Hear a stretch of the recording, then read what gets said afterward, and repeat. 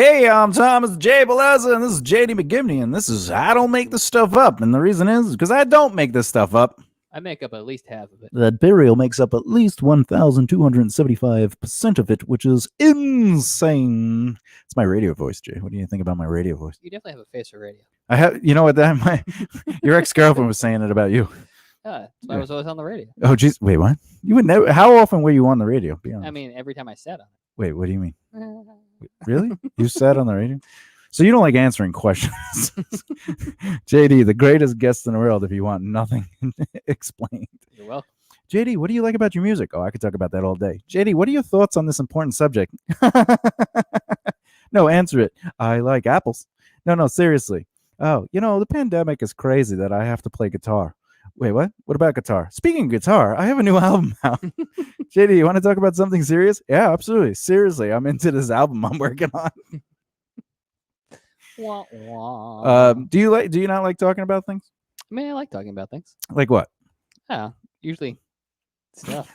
See, you don't even. I'm giving you a free board. You could say anything, and you still can't say anything. Why is that? What is your issue with answering stuff? I don't know. You feel pressure? I feel like I'm more of a. I like to listen and observe, and then apparently every now and again, throw in my 2 cents. Oh, all right. So you're This is the JD is a guest today, but he's just listening. I am. Do you ever feel like you have something to contribute? I mean, sometimes. And sometimes you don't. Sometimes I don't. So what are you doing here? I'm ringing the bell. Oh my god. Do you feel like when you're involved in a conversation, you're mostly just a spectator, and then occasionally you make a joke? I mean, definitely in certain circles, yes. How often do you feel you add any value to a conversation? Most of the time. How, if you're not including any conversation? Well, this is one conversation. Yeah, but that doesn't mean look. Anyway, let's get me on the screen here. Look, if I'm talking to you. Oh, look, I know that guy. See, jokes. You're not being present in the conversation. But I don't have any rapping. See, you're making another joke. See, the idea is like if I'm talking to you, I'm adding value to the conversation. What kind of value it is depends on what I'm saying ultimately. But I'm adding, I'm conversing with you. But if your answers are in return, you don't give any actual answers other than jokes. Are you actually contributing to the conversation? Well, sometimes if I'm making a joke, it's because I don't have anything to add into the conversation. Because normally you just give all the answers. This guy over here. This guy over here. Well. Have you ever thought of trying to answer something? Yes. All right, let me hear it. Well, give me a question. All right. What are your thoughts on transgender? They're people like the rest of us. Who? Well, so you admit I'm a robot. So you admit there are not two genders. What? Because transgender, there are people just like the rest of us. So you admit there's not two genders. I don't think that gender is important. I think we just need to identify everyone as a human being and stop segregating people and putting them into, So they don't have gender dysphoria. However they feel is how they feel. But would you say they have gender dysmorphia? Dysphoria. Yes, because they are born in one body, but they feel that they are another body.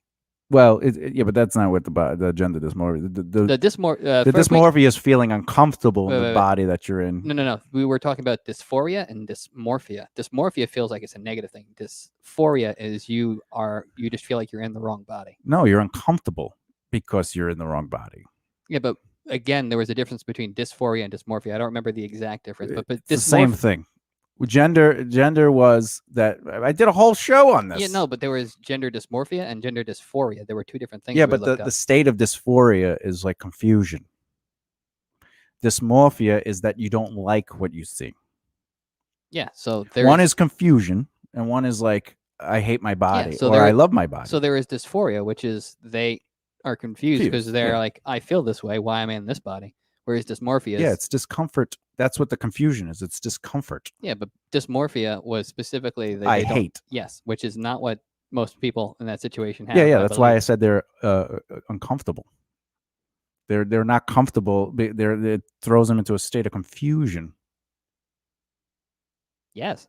Yeah. I mean, I would be very confused if I physically saw something and then I, thought and felt a certain way that was the opposite of what I'm physically seeing. Like plugging in a yes, why a is charger my phone not charging? I plugged it in. This guy. Anyway, all right. So what is today's show about, JD? We're talking about producers. Yeah, okay. Thanks, I appreciate that in-depth answer. You're JD, welcome. what are your feelings on the state of the economy right now? Oh, it sucks.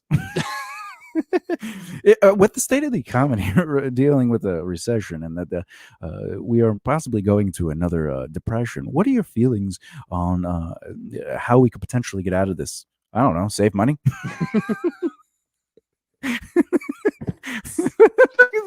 What's wrong with this guy? Thanks, All right. folks. I'll be here all week. Yeah, you won't hear me, but I'll be here. I'll be watching. All right. Today's show is how to make money as a film and TV producer. What is your job as a producer? That's always important to know.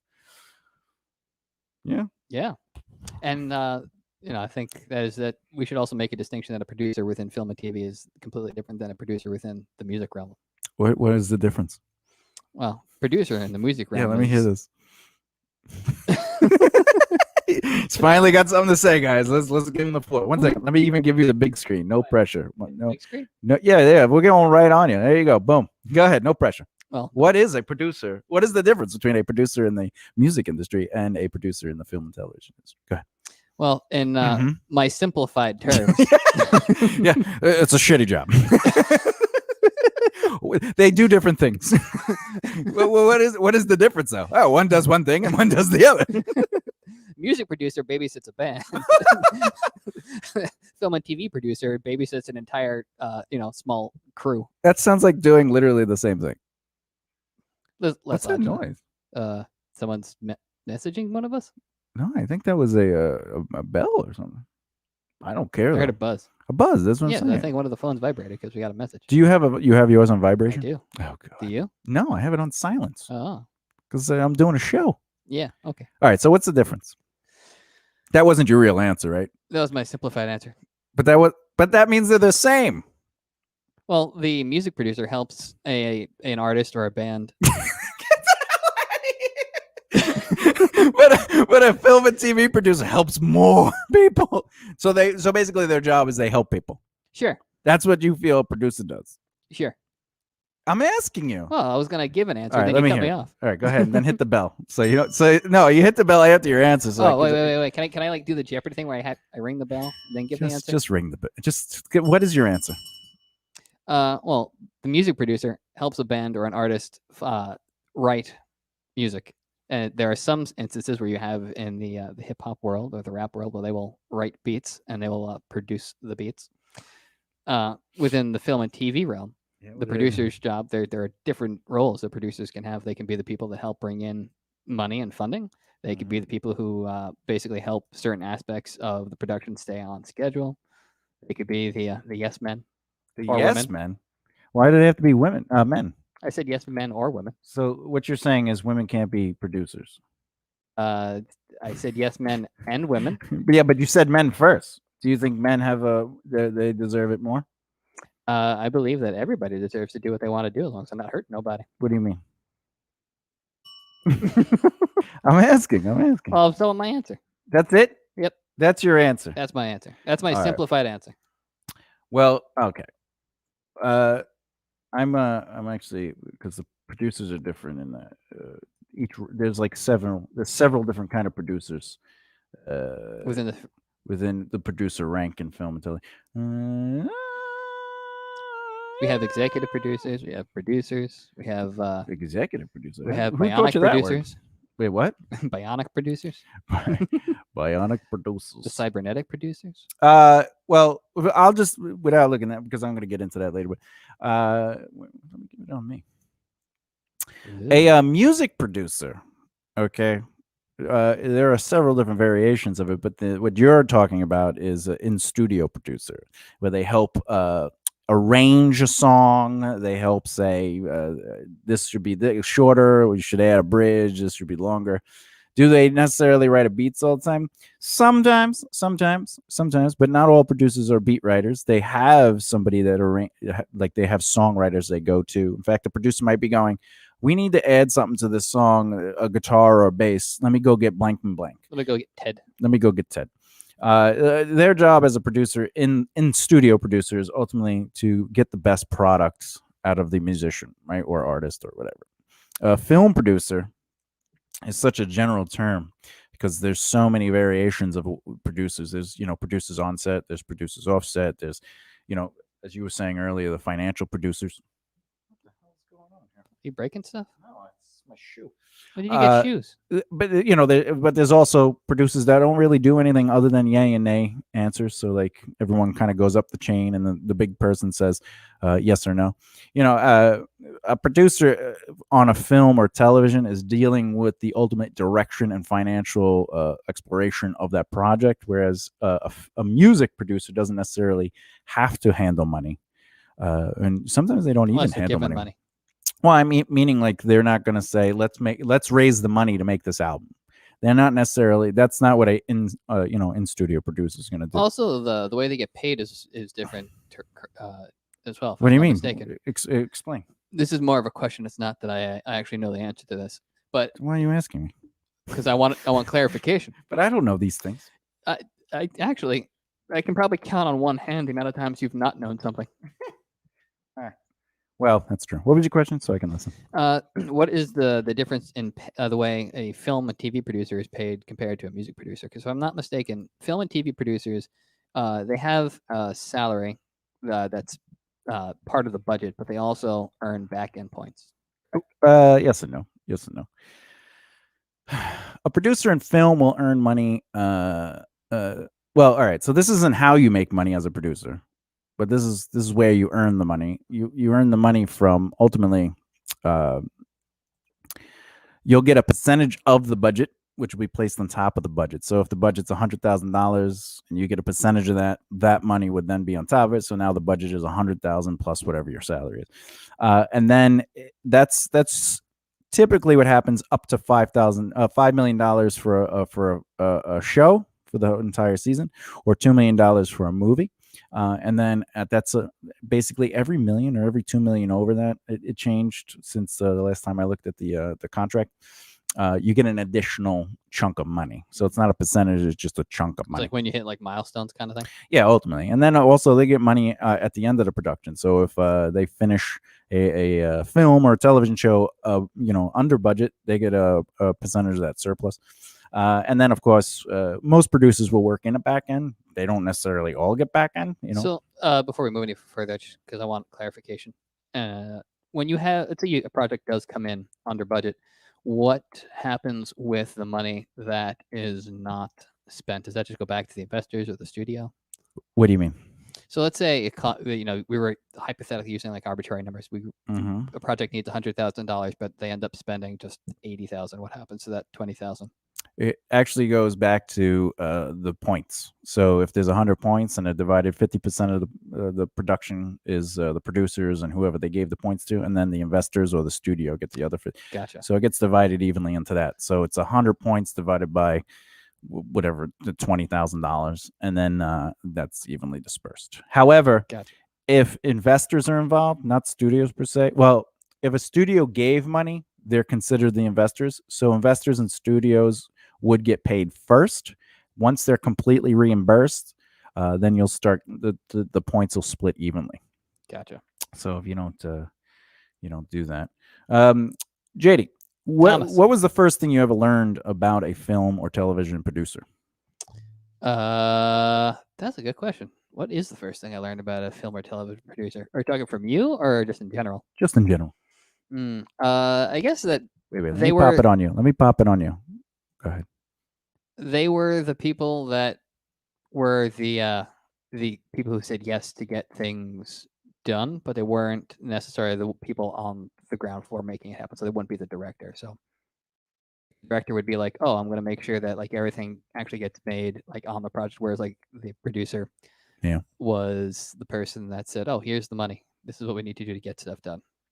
And you were like, "Oh, I could do that." I mean, once you explained things to me, and I wasn't just that was my original idea. Yes. How hard is it to be a producer, you think? I think it comes down to how how hard you find it actually interacting with people and building relationships. Okay. So what is a producer's job, you think? Their job is to build relationships. That's it. That's one of the. That's their job. They have to network market practice. No, their job is to make money. That's all a producer wants to do is make money. I want to look up something, but I can't because you refuse to talk longer than one sentence. So I'm having an anxiety attack trying to figure out. So I'm going to have to base it all on my brain because my co-host doesn't know how to talk longer than a sentence. I'm terrible at talking. So JD, tell me about your album. It's good. Now this is your chance to really tell people about it. It's I have songs. I like the songs. And I ate shreddy balls the entire time. Really? Tell me about the shreddy balls. They were good. They're sweaty. They were good. Great. So what else about the shreddy balls? Have you ever had to give like had to talk in front of a class or anything? Yes. And what was that like? Did you walk up, you picked up the piece of paper and go, "My name is JD McGibney, and I did this report." I mean, a good chunk of it, yeah. Really? How do you talk to girls? Usually with my mouth. Yeah. Or sometimes. No. I get that part, but how do you talk with them? Like, are you like, "Hi," or do you say anything? If they ask you, like, say they ask you a question, like, what made you get into music? Do you just go, "I like it," or do you have like a sense of growth to that conversation? Like, well, what is it like for you to actually use your words? Weird. It's like I'm listening. It's like I'm outside of my body listening to an autopilot going. One sentence. I want to ask him about his album, but I feel he won't even be able to talk about that. Tell me about your album, how you're producing it. Oh, I'm recording it myself, and you're going, "Hey, you shouldn't do that," or "You should do this." Also, JD, that sounds terrible. Does sound terrible. All right, since I can't find it, what are you trying to look up? It doesn't matter because I don't have enough time between dead air and your voice. So it doesn't matter. It literally does not matter. I should have did this way before, knowing that this was the situation, which is fine. You're welcome. I have to remember the prep. It was just I was making the art. I was writing out the show. I was doing a whole bunch of other stuff, so I didn't have time to actually get the notes. So I should prep accordingly next time. It's hard being like a one host show, Like, I know. I don't know how you do it. I don't know. I don't know how the JD show is gonna go. Yeah, me either. What would you talk about on the JD show? Maybe that'll get something out of you. I don't know because I feel like I would just watch the JD show. Would you? You just watch the screen. Like, It's just a blank screen. Why is that? Oh, because it'd be funny. What do you even have going on in your brain right now? That. What does that even mean?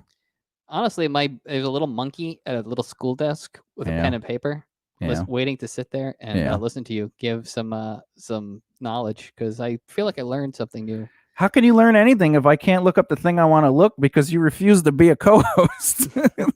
Like at all. So you're here just to be a guest. So you could be watching on the internet right now, commenting. Yeah, but then I can't interact with you in person. But you're not interacting with me at all. All right. Well, let's see. All right, we're gonna do some dead air while I actually do some work. So I apologize in advance. Fantastic. Listen, I am a man of very few words, and I feel put on the spot usually when Thomas is like, "Here, JD, why don't you take over?" Because again, he is the smarts and I am the hearts. So I usually like to come in prepared, ready to learn a new lesson. Every show. So when he puts me on the spot to be like, "Oh, look," I feel like I want to do everything all at once. I want to, I want to do a tap dance thing, but that would be kind of weird because the podcast audio aspect would be lacking because you wouldn't be able to actually see me doing the tap dance thing. But I also want to ask him questions, but I can't at the moment because he's looking things up. So I'm sitting here rambling. I'm still. I mean, I'm pretty entertained. Apparently, it doesn't show up anymore. So, what is it you were trying to look up, though? The definition of the responsibility is because I want to see what there's like 7 different kind of producers. Oh yeah, but well, are we going to be going over line producers as well, or did they line producers? No, they just have title producer, but they're not actually producing. Gotcha. So, the line producers, if I'm not mistaken, the job of the line producer is to just make sure that whatever the budget. Are you asking me questions while I'm trying to do research? you can give me a yes or a no, so you don't actually have to continue. The line producer's job is to Yeah, tell the audience. the line producer's job, everybody, is to make sure that once there is a budget that is agreed upon, is that the line producer's job is to make sure that the project stays within that budget without going over, and if possible, tries to keep everything under budget. This way, they can account for any uh-ohs or extra spending that they might have to in unforeseen circumstances. Is that somewhat correct? You can give me a wave for the camera. Thomas gave me a blank, which means yes. I guess I didn't actually hear what you were doing. Oh, fantastic. Well, we're just going to assume that that's the correct answer because. Tell everyone how you recorded the acoustic guitar. I recorded it with the exact microphone that Thomas is using right here. Yeah, this vocal mic. This vocal mic. Because that is the only condenser mic that we have that I'm. All right, thanks, JD, for that real exciting part of the story. So there's an executive producer. Line producers are credited as a producer, but they're not actually producers. Supervisor producer, which is somebody that basically is creative process of the screenplay development, and they often aid on screen rewrites, which is, basically for the writers. There's the producer who can oversee or arrange. They're basically managers, and depending on where they are in the studio, the production, they'll have different responsibilities. So there's like a set producer, there's the office producer, there's the producer underneath the executive producer, which is basically like the second boss. Is the producer underneath the executive producer also credited as an executive No. producer? An executive producer has a completely different job. An executive producer oversees all of the other producers working at the same time. They're like the boss. So what happens in a case where you have multiple executive producers? Are they just all equal? Well, it's not that they're equal. They're it's like two directors. You have, the Coen brothers. There's two directors. They basically are both directors, but they do whatever they have to do to be two directors. For me, I'm assuming that they, as for per interviews with them, one is more like about the shots and the look of it, and the other one is more about the performances. And it's the same thing with the guys that did Endgame. What was their names? The Russo brothers. They do the same thing. One is like focused on this particular thing, and the other one's focused on that other thing. Gotcha. This way they can get as much done as possible and be as efficient as possible, but make sure that everything gets the attention that they need. Especially for something. What they were saying was they do it because one has a better eye for, and the other one has a better ear. One's expertise focuses on one thing, and the other is the other thing. Yeah, that makes sense. Yeah, that does make sense. Anyway, also executive producers, like they yay or nay, like they have the final say. So if you're like, I want to cast this person, and it's going to cost this much money, they have the yay or nay. Yes or no. A producer could do that too, but also an executive producer usually handles the artistic integrity of the entire project. So like a showrunner might be considered an executive producer. Gotcha. A director might even be considered an executive producer if they're handling the overall vision of it. So like Gil Toro is usually an executive producer. Or Spielberg. Spielberg is an executive producer. Anyway. Ron Howard. I don't know who that is. Who's Ron Howard, JD? I know who Ron Howard is. I also know his daughter is an actress. Oh, really? Oh, I did not. God. What? What? You've seen tons of her movies. The redhead? She ran around with dinosaurs? Oh, really? That's his daughter? Oh, my God. I don't have time for that. All right. This is JD's last show. Let me just put me up on the screen. Here we go. How did that happen? Crap. He's on my shot, too. Look, you notice on his shot, you only see my hands? It's because it's the JD show. You see that? Here, wait. Hold on. Look at it. Is that better? You only see my hands. What does that even do? I was getting out of the way of your camera. Here, let's go. Go ahead. Do that again. Is that better? No, I still see your arm and your look at this. We don't need you on this. All right. Okay. You know what my favorite part about your answers are? The fact that they're short? They're guesses. They're just all right. Well, if I say I don't know, you're like, no, JD, give me an answer. So I have to guess. Well, I want like the JD answer, which is good. Yeah. So like, yeah, but they are guesses. Yeah. Yeah. So what are you making an excuse for? I'm not making an excuse. Oh, then what are you doing? Giving you an answer. Which is you're making an excuse for your choice of behavior. You're well, then I'm making an excuse. yeah, which is okay. But it's funny that I'm like, well, you make guesses. No, no, no, no. You told me you want me to give you my answer. Yeah, the JD answer. Well, that's what I'm doing. So what are you defending? That's Nothing? an excuse. You're making an excuse for the reason why you chose to do the answer to say that it's not an excuse. But I'm not saying it in a negative context. There's nothing negative about you making a guess. That's your job because you're the artist brain. You So then don't. I will be a professional guesser. That I guess. But do you see why I say you're making excuses? Because you're not. That's what you're doing. Like I'm saying, you're doing a behavior, and then you're like, no, no, no, no, and you're explaining the behavior. Well, I never say no. Well, but the explanation of the behavior is no. That's not what I'm doing. I'm doing it because of this. So you're explaining, you're making excuses for that behavior. It's the same as when people, especially artists, make excuses to work a day job, but they won't make excuses to work in the field of their interests. Well, I do this because it's paying the bills. That's an excuse. No, it's not. Well, then why are you explaining why you're choosing to work there instead of it's an excuse to justify your choice to work at so that's what you do. It's not a negative thing. It's literally what you're doing. You're making an excuse for me saying, well, you're just guessing. And then you're like, well, I feel the need to sometimes just explain my train of thought, which is an excuse. That is an excuse. But again, excuses are not negative. However, it changes the habit building to take responsibility. So if I go, you're guessing. But that's my position. Well, I was taking responsibility by admitting that I was guessing. Yeah, but when I said you're guessing, you made an excuse because to justify that it wasn't a negative thing. You're like, what do you mean? But I'm doing it because that's what you want me to do. And that is a defensive excuse. Well, in either case, I very proudly accept the fact that I am taking guesses. All right. So you admit that all the times I said there are excuses in our conversations that you understand it now. Yes. All right. See, there you go. All right. That was a good show, actually. That's good night, everybody. Good morning to Alaskans. What are we talking about today? Producers. Oh, how do you make money as a film producer? Let's talk about it. JD, how do you make money as a film producer? People give you money. What are you, a horse? What do you make? What do you make? Love of the horses?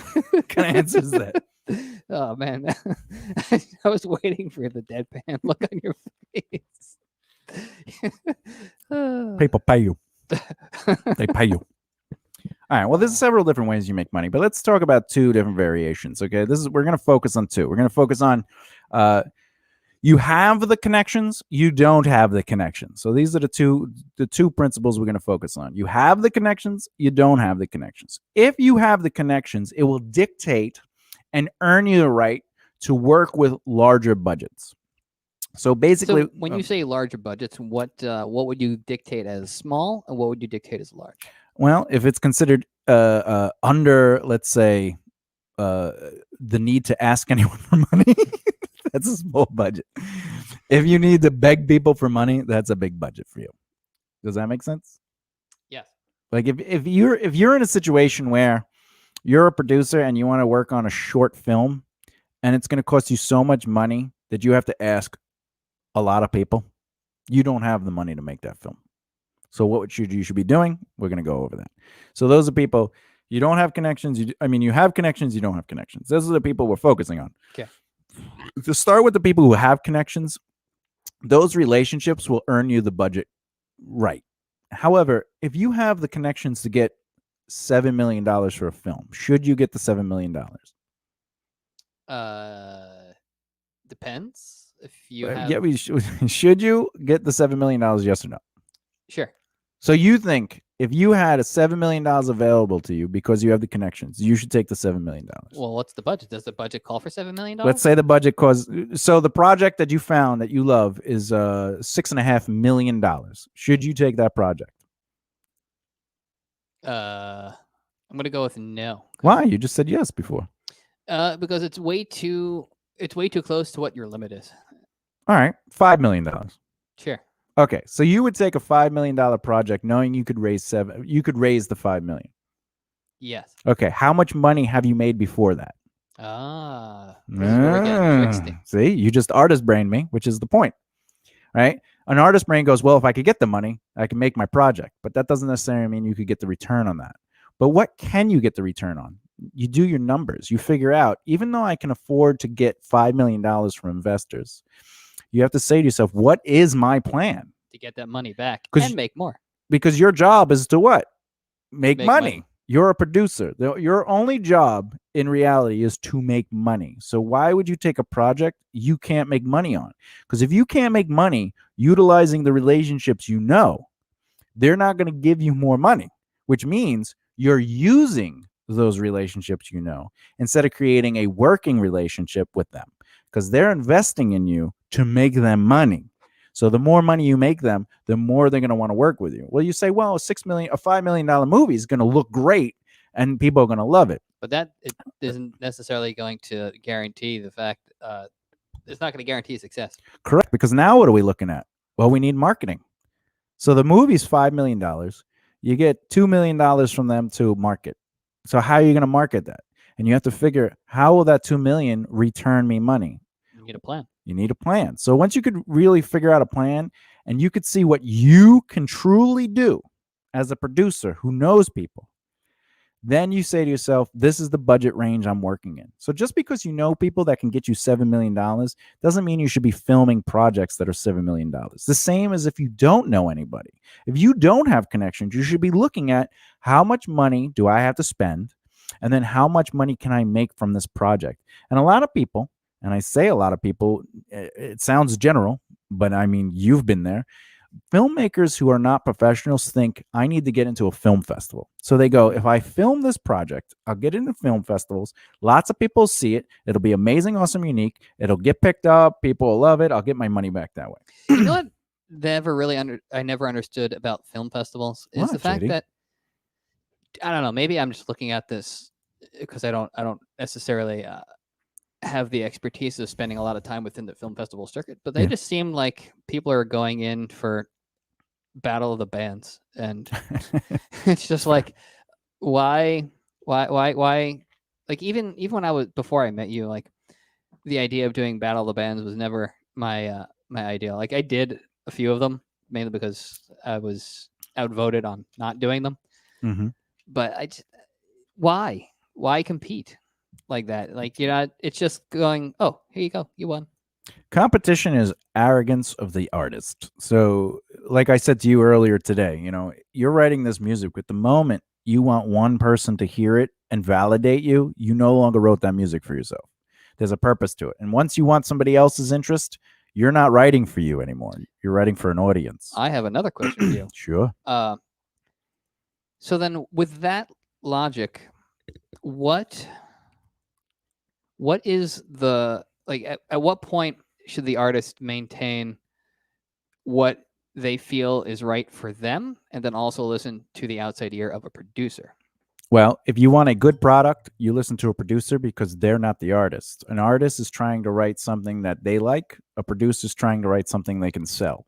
Can you sell anything? Yes, but there is a certain value to it. Like if I make a table, okay, and the quality of that table, I make a table having never built a table before in my life, and I go, well, a table is just a flat piece of wood with 4 legs, and then I sell that table to one person, and the table falls apart within 6 weeks.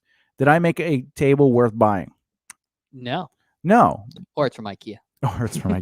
But if I was working with somebody and an expert who would be the producer in this moment, when you're talking about music, came in and says, all right, you're going to have to reinforce those legs. We're going to, you have to have your left, right reinforcements. You got to screw here, here, and here. The height of the table you built wasn't proper height, right? So for midgets, it might have been. For midgets, little people.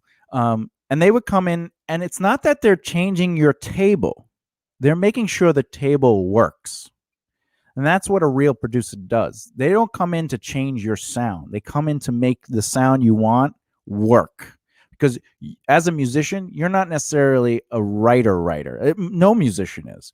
Even if I was a producer and I was writing my own stuff, I'm still not the producer in that moment. Because you are emotionally biased. Because I'm emotionally biased, right? But I listen to my music in a way where I go, I'm paying attention. Like once I'm done writing it, I listen to my music and I no longer care about it. And I sit there and I go, when do I get bored? Where am I bored?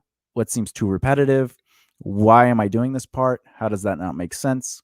Now I'm using the producer brain because I'm now choosing to shut that off. But you cannot listen to your own music as an artist. And the moment you are like, well, I like that part, you're not a producer because you're not listening to your music with a, you know what I'm saying? If you like what you're listening to, you're not a producer. If you're listening to and going, why is that working? How is that not working? Is that going too many times? Is that not enough times? Now you're doing what? You're analyzing it as a producer. Anyway, we got a little off track there, but the producer's whole job, even with a movie, you're not supposed to be making a movie for your audience, but at the same time, does it work? And that's what a producer does. They come in, they go, why are you trying to cast this person? Oh, well, if we get Jack Nicholson in this movie, it's going to be a hit. Yeah, but Jack Nicholson isn't right for that part. Jack Nicholson does not look like he's 15. Yeah, we're talking about Frederick. You want to cast him as Frederick Douglass? I would watch that movie. I mean, I would watch it too. Like I don't know. Well, like, what are you doing? Well, he's a draw.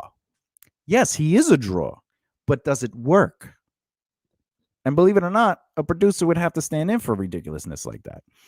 And it doesn't mean that your idea is being thrown out the window. It's just it needs to be readjusted. Yeah, the producer wants you to have a career, especially after that moment. So like I was saying, when you're writing music, like the moment you want one person's validation, you're no longer an artist. You're now a businessman. And if you're trying to get someone's validation, you're never going to write pure art. And if you don't write pure art, how are you going to sell your truth? Because now you got to market your truth. But if one person likes it, another person doesn't like it, now you're being the artist. You're like, oh man, I just want everyone to like it because it's so good, awesome, amazing, and I wrote it. But the idea is like, does it work? Did I make what I want to make? All right, now somebody's going to sell it.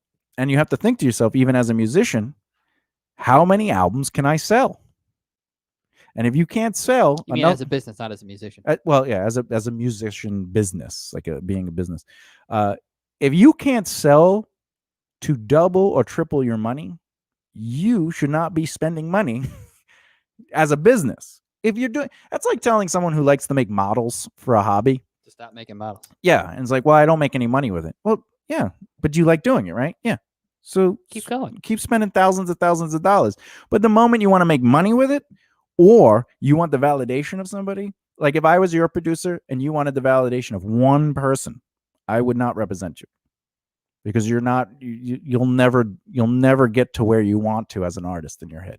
Because you're always trying to please everybody. You're not just That's right. going and creating something you're actually genuinely proud of. Yeah, like when I used to do comedy full time, comedians would always be like, you got to get the whole room to laugh. I go, I don't need to get anybody to laugh. Well, then you'll never be a successful comedian. I go, no, I'm not in a room to make the room laugh. I'm in the room to find my voice. That's why I'm practicing and not advertising. And I go, and I'm looking for my audience. You think Dennis Miller goes into a room and makes everybody laugh the moment he starts talking about politics? No.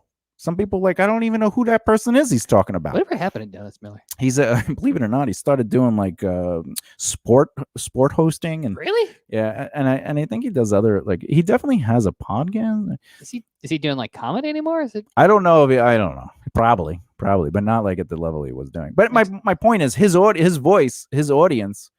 He didn't search out his audience. His audience found him. They were like, I like his political humor. I'm going to follow Dennis Miller. But when comedians are like, your job is to make everybody laugh. Yeah, no. My job is to make the people who want to laugh at what I'm saying laugh. Even George Carlin had haters. And George Carlin was a master of his craft. There are people who hate Louis C.K. There are people who hated Jeff Foxworthy. Oh, he's a stud. He keeps doing the same. Oh, you're a redneck if. You're a redneck. I don't like that humor, right? Okay. But he's still making millions upon millions of dollars. In one year, he was like the highest paid comedian, So your job as an artist is to be the purest form of what you're doing and do it right.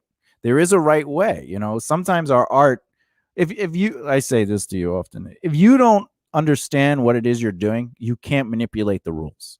You can't manipulate rules you don't know. You can't break the rules, is what you said earlier. Well, break the rules, but manipulate, break, same thing. Like Beethoven can do whatever he wants because Beethoven understands music. Mozart can do whatever he wants because he understands music. And then Because he's probably autistic. Yeah, he probably wasn't. But in a way where Mozart changed the way we looked at music. There's a difference from like, well, I'm just trying to change music, so I'm going to do what I want. And you're not playing within the rules enough to understand how to break the rules or manipulate the rules. Whereas Mozart was changing the way rules work. It's like math. Well, let's figure out how to do math this way. Oh, all right, I understand that. Is there a quicker way to do math this way? Oh, yeah. And now there's a new formula. Like the little trick with the 11s that you do.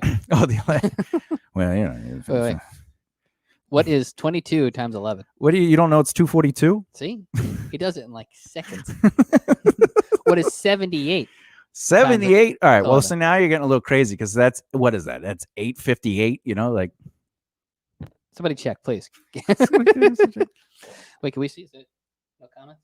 Nate's not on here going, hey. Nate's not on here? Nate, we need you to check for us. Yeah, do a check. 78 times 11. That's an easy one. All right. Don't talk to me. Listen, I can only count to 4. Anything past that confuses me. If it's over 10, you double the first number. If it's over 10, you add 1 to the first number. That's that. I'm not going to tell you anything else. There is more to it, though. But basically, yeah. Anyway, I don't know. So how does a producer make money? If you have connections, you don't have connections. Your whole job is to make money. So you have to say, how much do I have to raise for the project? But more importantly, how much can I make? Because getting your project to film festivals costs money. So if you're going to spend that money, you have to think, how much am I going to make? So how do I figure out what I'm going to make? Well, you look at different strategies. Do you want to be a self-distributor? Do you know distribution companies? If so, what is the marketing value of those distribution? Because sometimes you're not going to be able to afford the marketing to even allow the distribution to be useful if you're an independent filmmaker. Because if nobody knows that it exists, how are they going to go no see one's going to watch it. So what do I tell people that come to me to learn how to be a producer? Don't be a putz.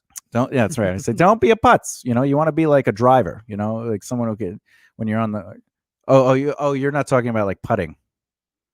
No. See my puns are a little over the head, Mainly because I'm short. Yeah. I get I'm on the green though, is what I'm saying. I'm usually in the sand. I know. He definitely is. Ooh, the dog's outside. Ooh. So how do you make money? I'm going to tell you basically the simple way to do it is, if you know people or don't know people, follow the same strategy. What is the most amount of money you can get on your own if everything else fails? So self-distribution. Self-distribution, okay? And then you basically say to yourself, well, I want to make double or triple that. Start with double, and now you know what your budget can be. If you know based on your numbers, because if you're projecting you can make money based on other elements, like, oh, well, if I get mass distribution through this studio, or I get that, or this aggregator, that's a lot of what ifs, and that's a lot of what ifs. Relying on other people. Yeah. So start with what's in your control. If your control is, I can afford, by getting it in the budget, to rent this many places for this many weekends. Okay. And I know that I could afford this much marketing, and I know I can hire these people to help sell out these shows. This is what I could bring back. I could bring back $30,000 or $50,000. Now you just, if it's $50K, you know that your budget has to be $25,000 or smaller. That 25 grand isn't just for the film though. That 25 grand has to cover the production, post. It covers post, pre, principal photography. It covers marketing, and it covers the rental of these places. And with that said, well, I want to do a feature. Well, can you do the feature within that amount of money? And if you can, great. If you can't, now you got to start with something smaller. Well, no one's going to come and see like a 30-minute movie or a 15-minute movie or a 10-minute movie. That's just making excuses for yourself and talking yourself down. And who does that? Me. Okay. And in that situation, how can you make money with shorts or things like that? Well, the idea is like, well, take it into your own hands. Why don't you find other shorts?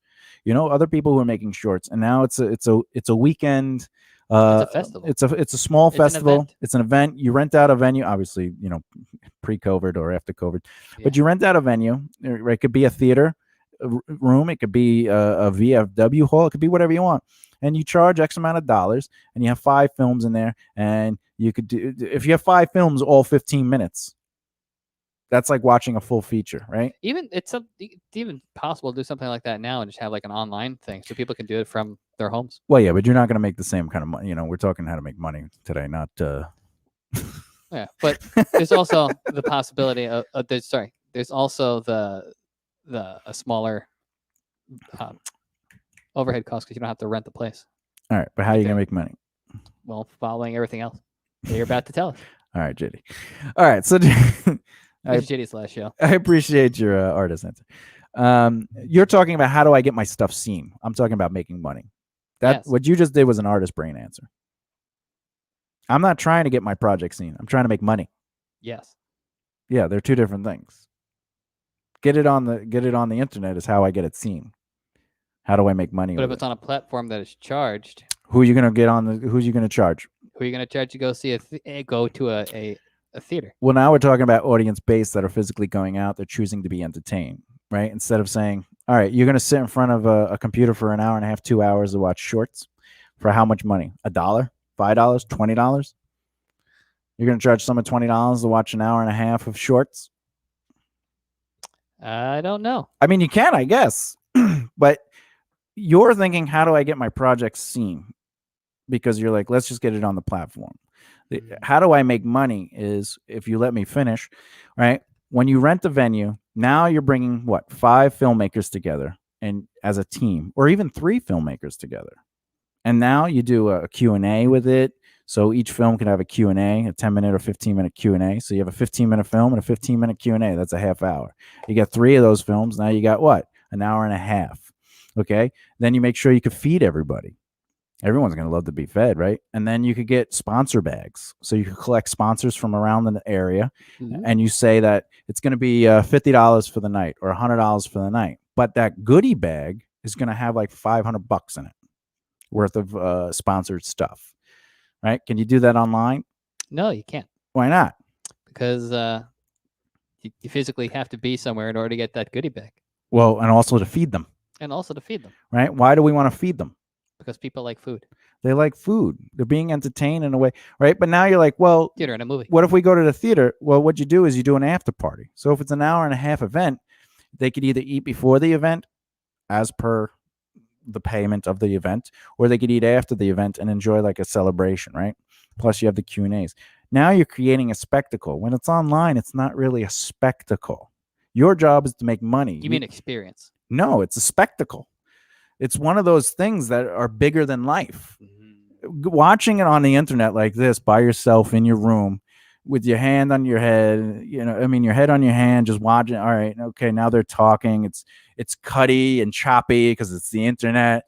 It's not a big screen. Maybe you're watching it on your phone, so now you're just or maybe you're you know what I'm saying? Like, it doesn't have the magic. It doesn't have the magic. You're selling, as you're saying, experience of that spectacle. I was a part of a blank, blank, blank.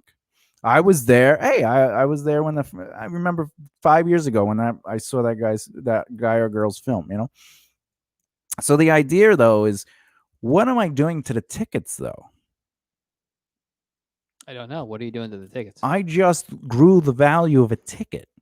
I charged you $50 to $100 for one ticket because dinner, a goodie bag, 3 shows, 3 Q&As. Right? Instead of the internet. You can charge someone $100 to watch someone on the internet? No. You can charge them $5? Let's charge them $5. Let's say 100 people show up. That's $500. Are you making money? No. Why not? You have not made back your initial $25,000. Yeah, but you said you can make money that way.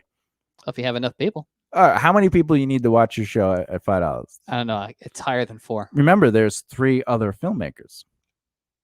It's still higher than 4. You should. But we'll just figure it out. So let's say all 3 films are enough to make $100,000. You would need. Go ahead. Was it 5,000? 5,000. Wait, what? You need 5,000 people if they're $5 tickets. If they're 5,000, according to my calculator. Where the hell's Yeah. my calculator? Yeah, because 3 times 5 is 15. How 5 much times 4 is 20. 5 times 5 is 25. says here 5,000 100,000. Oh, wait, is to JD, make $25,000. are you right? $5 Divided by times 5. 25,000 divided by It's 5. 20,000. You need 20,000 people to spend $5. Wait, 25,000 divided by I'll 5. I'll use the calculator again. 25,000 divided by 5. No. We're saying the 3 films altogether equal $100,000. Oh, Jesus Christ, this kid. he can't talk for more than a sentence, and he can't listen to more than 5 words. yeah. Anyway, no, it's $20,000. You have to have 20,000 people show up to that online festival you're talking about, and you got to charge them $5 a pop. Mm. So let's see. 100,000. Why is my $100,000 divided by, let's say, $100. Now you need 1,000 people to show up. So let's do this. Let's divide that by 1, 2, 3, 4, 5, 6. You need 170 people per show for 3 weekends, 2 shows each weekend. So that's 3 different markets, 2 shows each. You just made that money, Ugh. right? You can't do that with an online festival, can you? No, It just wouldn't. As a producer, your job is to do what? make money. And the time you're spending to do that event, you think you get 20,000 people on a festival? No. No, right? And you have to use your brain as a producer. You got to say, what is my realistic return? That's realistic, especially if you're working with the local promoters. You get films that are in those markets. So if you one film is in one market, another film is in another market, another film is from that other town, and then you're just using that as just the poll, just to let's get people interested. Then you do your press is free, right? And then you start talking to other promoters around that area that will help you sell tickets. Right? Because if they're selling tickets, they're going to get a percentage of the tickets. Or you could even say, look, I'll just pay you outright. I'll pay you half now. You sell the tickets. I'll give you the other half for whatever it is the tickets are doing. And you work with a reputable person. You don't just go, here's money, do your research. And people do that all the time, right? You get promotional companies involved, right? Oh, I can't afford that. Well, you put that in the budget. Ooh. Promotional company will handle that for you, and it's not as much as you think it is in comparison to what you're going to make, but bands don't do that. Yeah, because they don't think about that. They don't think about Yeah, that. but if you're in the situation where you're making a film and you raise a budget, like you said, you'd put that expense into the budget, so it's already covered. So you already have the money. If it's independent, yeah. If you're doing a television show, you wouldn't raise marketing money. And if you're doing a film for, if you're doing a feature film for a studio, you wouldn't put the marketing budget within the budget, because the studios themselves have a umbrella budget for marketing in general for the projects that they work on. But if you're doing it independently, you have to put your marketing budget in there, and you have to do your screening budget in there. So if you're going to pay for an aggregator, that money should be in there. If you're going to pay for 3 weekend rentals, you're going to put that money in there. Now, would it be better if you could work with 3 filmmakers that do that on each of their films, and you take that money and you utilize it? Yeah, that'd be great. All right, but anyway, so let's say you do that. You set up your shows, right? And you make your money back because you're utilizing. I can make this much money back. Let's do it. I mean, 25,000 though. That's really easy to do. How many people you need for that, right? Well, let's do it again. So if your film was $25,000 and you wanted to make 50K, right? You're gonna make 50K. So I think it's just half that divided by 100. Yeah, so it's 500 divided by 6 shows. Now you need 80 people per show. Which is not a lot of people. It's not a lot of people. Especially if you're in a major city, you can just be like, oh, yeah, here you go. Now you're screening just your show, or maybe your. Wait, it's 80 people per show? Is it 80 80 people per person? Each per film. No, it's 80. If I showed my film only, I'm just trying to get back $50,000 because that's double my budget. That's crazy. I need 80 people to show. It's not a lot of people. It's really not. I've sold out 300 seats like that doing comedy. And it wasn't even people I knew. Funny story. But anyway, your job as a producer to go, if I put this much money in, how do I double or triple my money? That's it. Because you have to afford the money you're spending, and you got to be able to afford your career, right? But this is the other part. This is the second part most producers don't understand. Your job is to make money. So any money that's brought in, you don't pay yourself that money. Your money is paid based on the budget, and then obviously you get back end money. But the money that goes into that project should be going into 50% of the producer's pile, which is everybody that has points, and 50% of the company's pile. So if you're a producer and you raise the money, 50 points should be going to your business, not to pay you, but to afford the next project. And so, because your job is to eventually get investors out of that pile. So you can just have complete say and not have to worry about getting other people involved. Yeah, because the now less cooks you have in a kitchen, a lot easier things are. Well, that's fair to say.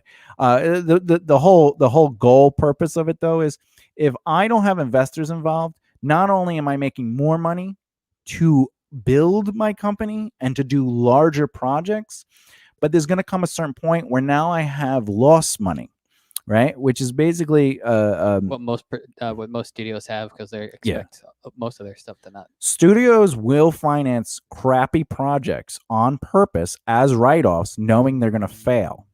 But you should come into a point where your power is to allow yourself to say yes to first-time filmmakers, to give them a chance.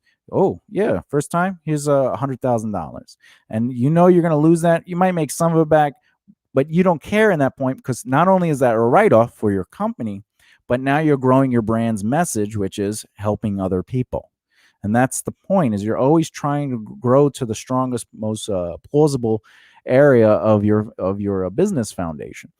You need to make money so you have choice and opportunities. But some people, including bands, actors, business producers, what they do is every dollar they make, they put it in their bank account, and it's and they spend it on things they want, but they're not necessarily utilizing business. Yeah, they're not growing their business, which you have to do. They're just like, oh, let me buy this Maserati. Let me buy this, 14 bathroom mansion. Let me give my cousin Ted $6 million. They're not necessarily putting, they're not living on a budget that there was this producer that I was watching once, and he says, look, what I do is I make this much money, and he said a ridiculous money. He goes, and I pay 6 months of my bills off, one shot. Boom. Right? So now he has 6 months where the bills paid off. Anything can happen from somebody takes that bill away from him, and now he already spent the money. He needs money. If you don't have money working for you, you're not in a good position. If you don't have money available, you're not in a good position. So if you just spend your money, you don't have money working for you, and you don't have money to spend. So you should always have money to spend and or money working for you. What does that mean? Money working for you is it's in assets, it's developing wealth. And then the money to spend is that you could afford your overhead. Don't pay further than you can unless you could get a deal. If I could pay 6 months of bills in advance and they give me half off, then yes, do it. But if you that's what Walmart does. They spend 6 months in advance. So pay for stuff 6 months in advance, and that's why they can charge almost nothing compared to other competitors, because they can afford to pay for that kind of money. Anyway. So part of your job is all the money that's coming in, you need to organize it. You got to go, here's money for the business. I'm making money off of the budgets, right? But as a producer, you wouldn't necessarily pay yourself like a salary from your business, because you're making money when films get financed. So you're going to make money from that money anyway. So just so before we go any further, what is the normal pay rate for a producer on a film? So for an independent film or a major film, but let's talk independence, because this is what really we're dealing with today. That's basically a $5 million or less film, right? That's going to be where you get 1 to 5% of the budget. Okay, so definitely not 20. You would not get 20%, no, okay. Or 30 or 15 or 10%. A producer would, as per the Producer Guild of America, you would get 1 to 5%, and be wise about that. If you, well, honestly, it's more like 2 to 5%. Take 2%. If you're really just starting out, you would take 2%. If you know what you're doing, and you have sort of like something to add to the project because you have knowledge or at least guidance, 3%. If you are good at making money back, 4%. If you're the top of your game and you have a really good shoot record, you do 5%. You're Right? someone like Dick Wolf who has like 50 shows under his belt. Well, TV is a little different. TV, it's oh yeah. So TV, it's 5 million, 6 million. Yeah, and film is 2 million. But it isn't in. We're talking. I just meant the fact that you've been able to prove that you've have a success rate. Yeah. You want to be able to prove your success rate.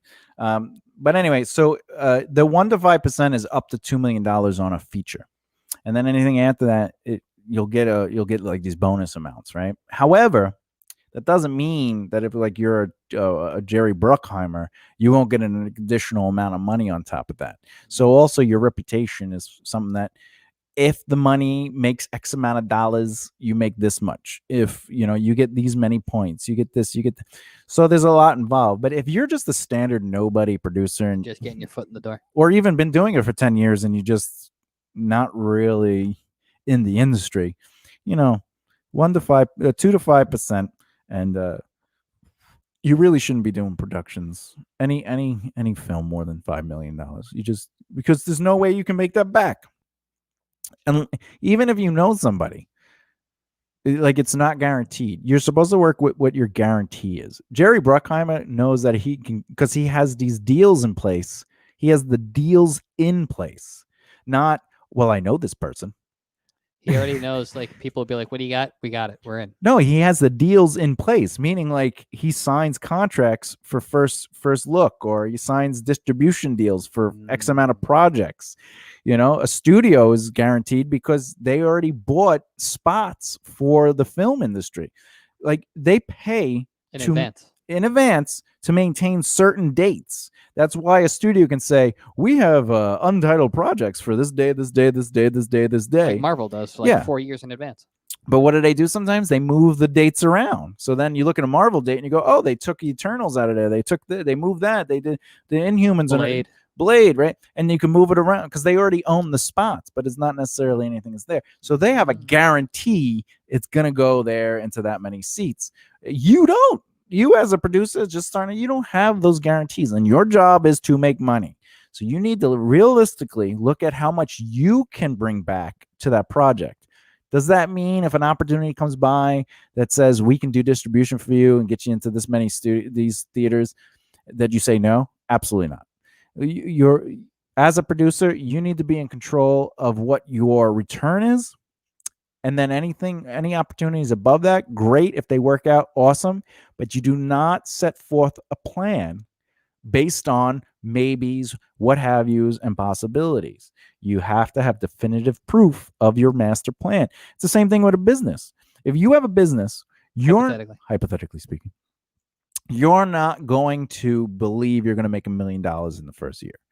Should you have that kind of positivity? If I do these things, maybe I can make $1 million. No, yeah, sure, fine. But you should still be realistic and have a course of action that you should be following, and not just going, oh, what if this, what if that? You should be like, okay, let me analyze everything, like really detailed, write everything out, have a plan, and then follow said plan. Well, more importantly, like if you open up a donut shop and you're like, well, I'm going to sell enough donuts to afford my store, and you're like, I only need enough to open up my store and that's it, you're going to fail. You need to have those 18 months. You need to have a capital investment or capital foundation so you can live off of that while you try to implement your plan. You need those cream-filled ones. You do need cream. Your goal ultimately should, though, be to double your... my father told me something once, and it really stuck with me, and some of my mentors kind of confirmed it. But ultimately, you need to make if you're not making your expenses in your first week of the month, you're surviving. If you make your overhead in the first 2 weeks, you're surviving. If you make it in the first week, you're earning. So think about that, right? So basically, if you take your earnings for whatever your overhead is, and it takes you 4 weeks to pay it, you're not even surviving. You're just living off of like fumes ultimately, because if you don't make that 1 week, because that would be the business equivalent of living paycheck to paycheck. Yeah, you literally like, all right, we finally made, okay, we got our 4 weeks in, we're able to pay our bills. But even if you were doing it takes you 3 weeks, you're only earning a week worth of, you're earning a surplus of a week. Which is not a lot. It's not a lot. So even if you're making 2 weeks, in your first 2 weeks, you're able to afford your month, you're survive, like you're not really earning anything. So the way you should look at it is like a business is you want to make what? 4 times what you need to in a month just to afford your life, But the 2 weeks is good. So what is that? 2 times as much as you have to earn, right? Correct. Yeah. So it's the way you should look at yourself as a producer. Hey, we got 2 people watching. Was that 2 or 3? I can't see. 3. Woo. That's one more than 2. I can count that one. Well, I don't have my glasses on, and know. I'm drinking out of a plastic bottle. Wait, what? Is it melt your eyes? Yeah, right. What does that mean though? That means, again, when you're looking at projects that you want to take on, and you're like, you break down the budget of the script, and you're like, it's $1 million. That's not the film you're doing. You did not earn the right to do that film. Let someone else do that film. Or if you want to be a licensing producer, you hold the rights to it, and you find someone who can afford to do that $1 million film. So a licensing producer, just so I am clear, is that someone who strictly just pays for the rights to make a film? Yeah, but that isn't necessarily. I'm just calling it a licensing. It's a producer that licenses films to own them, so they can bring it to the right people. Gotcha. They're a producer, but I'm calling it a licensing producer because they're choosing to license it and not necessarily pay to get it made. They're licensing it so they can get the right people to make that film. Gotcha. So a licensing producer would be someone who just goes up to someone who wrote a script and goes, "I really like what you did. Yeah, I'm going to pay you." Here's $1,000 to $10,000 for 2 years, depending on project. Gotcha. Yeah. Is that common in the independent world? Yeah, there are writers that I know that make a living because their films don't get made. And when their films get made, they get angry because now they don't get there every 2 years licensing. Because sometimes they'll write a film that's really good, but a studio is making a film that is basically that film, but not as good. Gotcha. But they don't want to pay the amount of money they would have to pay to make that film because they would have to pay, extra money. So what they'll do is they'll license the film, and then they just keep it on the shelf. This way, no one else can make that film. Yeah. And a film, it takes a couple of years to make, and then you have to worry about the film being aired, and then you want the film, so like they try to keep it on but they might shelf a film for like 5 to 10 years. And then after that, they're like, all right, you can show it to whoever you want. And now you're like, great. And then you start shopping around. What do people say? That was already made.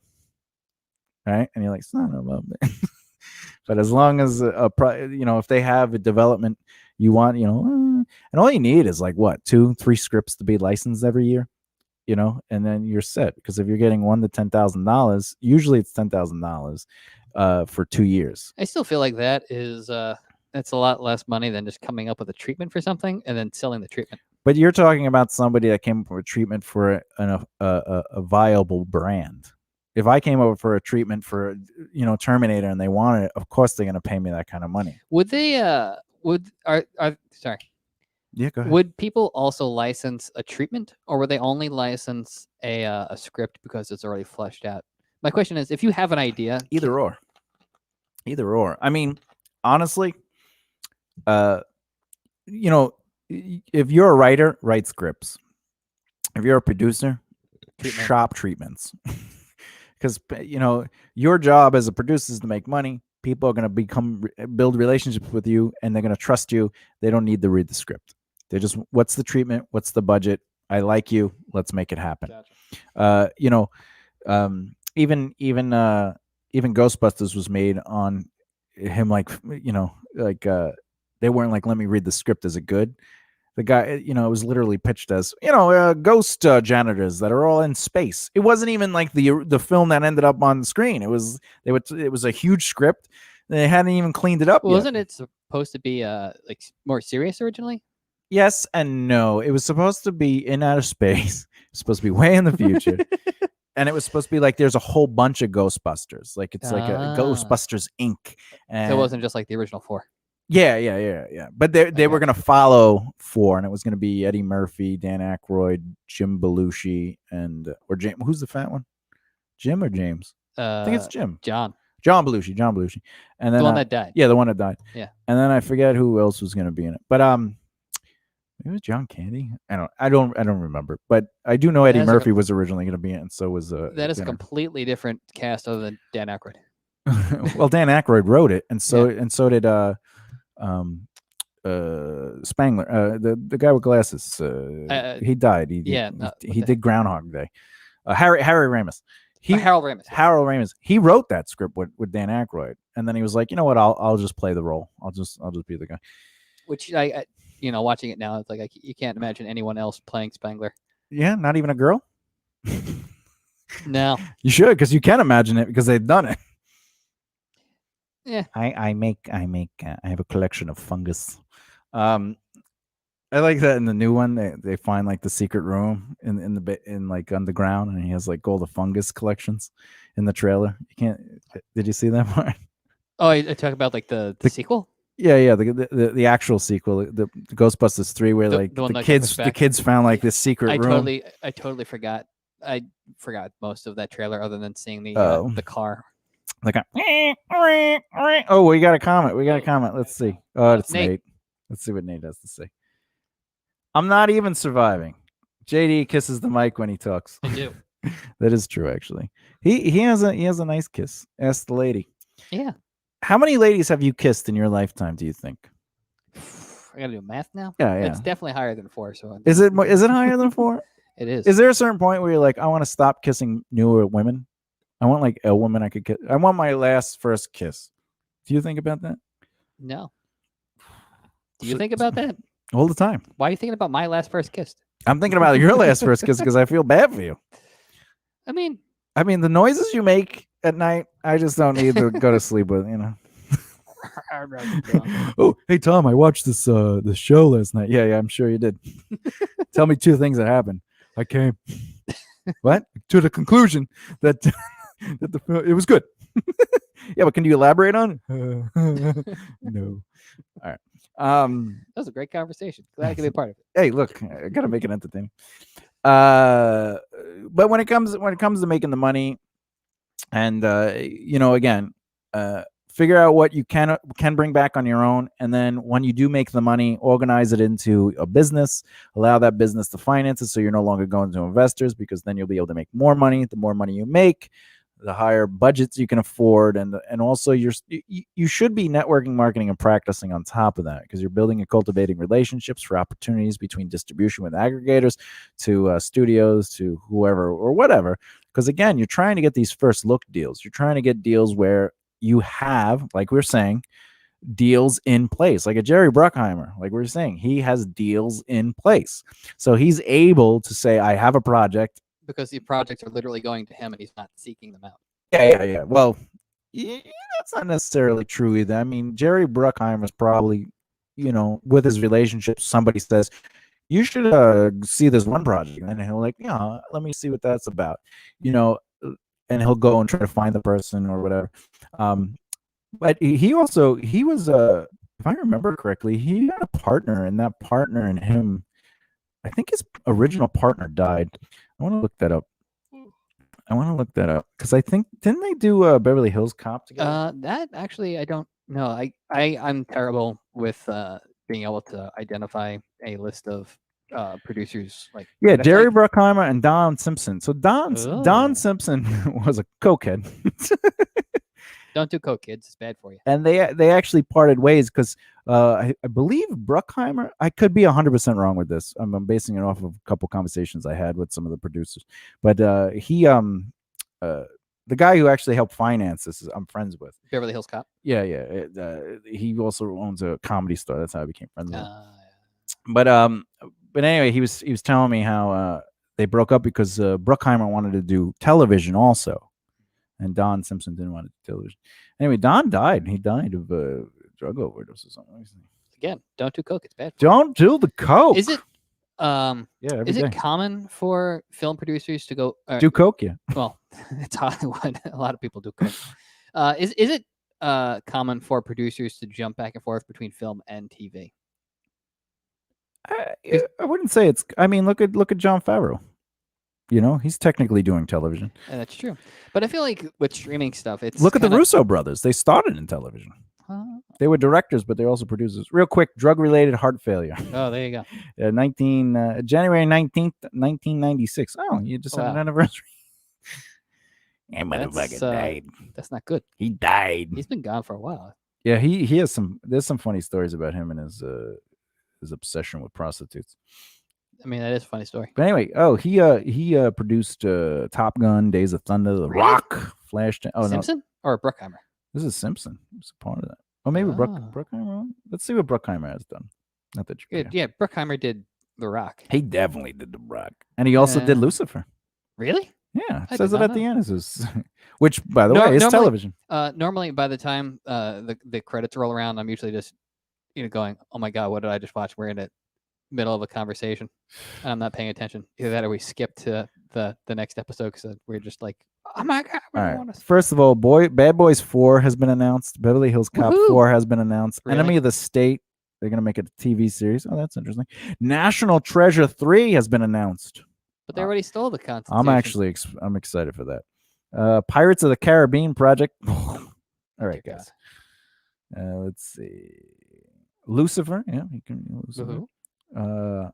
I'm really excited look at about all that these Bad TV Boys. I still shows have to it watch does. Bad Boys 3. I haven't watched it. It's pretty good for like just a Oh, he did Gemini Man. I guess he's doing projects. Training Day. Oh, that's the show. Wait, there's a show, Training Day? Yeah. Really? Wow, he does a lot of TV. Yeah, and this was one of the main reasons they broke up. Because he wanted to do more TV. Yeah, well, there's more money in television than film. I mean, that makes sense. 9 seasons of a show would make you more money than one film, unless of course it's like End Games. But how many End Games are there? One so far. That's what I'm saying. You know, like even if you're making like $1 billion films, Dude, Yeah, I'm that's a just thing. waiting for the next Star Wars trilogy to like come out what the hell's Star Wars? because once like then I feel like a big part of that marketing is going to be like George Lucas is back and No, he did do Days of Thunder. I feel like fans are going to be like, all right, we're going to go see the actual trilogy that's supposed to have happened. Again, what is Star Wars? Why are no stars actually fighting each other? I refuse to watch a show about Star Wars. Whoa. Why do we even care? It's always been a kids' movie. It's always been a kids' movie. But let's figure out the politics of Star Wars. Why do we care about the galactic representatives of the Republic? I It's mean, always been a kids' movie. You ever see? There's this guy who does. that's really funny. What is his name? Kids don't care about politics. They're just like, let's see the laser swords. Woohoo! Wait, 1 second. Star Wars review. Funny. Okay. What's his name? Jesus. Why is it like Buffalo Bill? Because that's what he sounds like. He does. He's like, "Oh, you weren't supposed to see that," and he's like killing somebody. It's so funny. What? Star Wars. I feel like we should just make a parody thing where like Buffalo Bill reacts to things. It's already a thing. Mr. Plinkett. Oh yeah, Mr. Plinkett. Mr. Plinkett. What? Mr. Plinkett does a review. I don't, and he does the thing where he's like, "Why are we even discussing politics in a kids movie? Oh, it's not a kids movie." And then it cuts to a clip of George Lucas going, "Star Wars is made for kids," and then he goes back, "I rest my case." There's nothing more exciting than the complicated interactive aspects of a republic going from start to finish, starting from the empire to a democracy. And then it cuts to Judge like, it's a kid's movie. You've never seen the Mr. Plinkett? I didn't even know that this was a. Look at what is that? Dude, not only are these reviews dead on, this guy has to be a genius writer that just because he rips it apart in a way. It's better than the everything wrong with. Oh, the CinemaSins guy. Yeah, that guy's good too. But I just like the CinemaSins guy's delivery because he's always just so fast. oh yeah, oh look, Wilhelm scream. Anger is not the way of the Jedi. That's so funny. Look at these. Anyway, I can't believe you got to watch Mr. Plinkett reviews. They're just They're genius. They're genius. All right. Well, then I have homework for today. They're always kids movies. Why do we care? That's exactly why Clone Wars started off as a kids TV show, Oh, and then they're like, oh, adults are watching it, and they decided to make it an adult show. There's a difference between no, Star Wars, even the understanding the Republic for adults is not the part. That's not why we watch Star Wars. No. We watch Star Wars for the mythology and the excitement, the characters, the rise and falls, the good, the evil. We don't care that in fact, if you I hear it on the other things. Anyway, if you watch Star Wars, the first episode 1, 2, and 3, if you took out all of the Republican scenes, the movies are so short. Especially the first movie. The first movie, literally, it opens up with them going to talk to the Trade Federation, and then they get ambushed. Yeah, but they're like, oh, let's go have a conversation. It's like, oh no, it's action. It's yeah. Well, but like at first you're like, oh cool, and then you're like, what is this about? And then they get sent to Naboo. Isn't Naboo? Well, they're out there. Yeah. Oh yeah. Naboo. It starts off in Naboo. Yeah. I was thinking it was the place that blew up in New Hope. Anyway, Naboo. Alderaan? Yeah, but that's a whole other thing. So Naboo, they're in Naboo, and now who do we care? Why do we care about Padme? Yeah. Like, what's going on here? And then like, you are in the wrong area. And that's where we meet what's his face though, the Counselor Palpatine. But is he called Palpatine? Chancellor Palpatine. Yeah. Right. What is Palpatine's first name again? I don't know. Chancellor. Imagine it's Derek. Derek Palpatine. What is Palpatine's name? Let's look. Oh, Palpatine. I used to know, but I have. It says here his name is Palpatine. Sheev. Oh, that's Palpatine. right. Sheev Palpatine. I feel like that's like out of all the first names in Star Wars, that's like the most anticlimactic. I can feel your anger. Darth Sidious. Do it. Your arrogance, Jedi.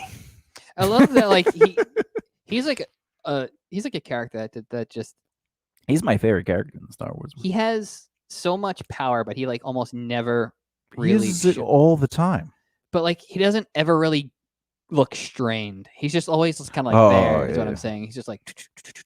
But whenever he like goes beast mode, it's like he's not trying. Like in was it like the one time he's like fighting Yoda, he's like almost going beast mode, but it's more of just like he's just keeping like him at bay. He does that.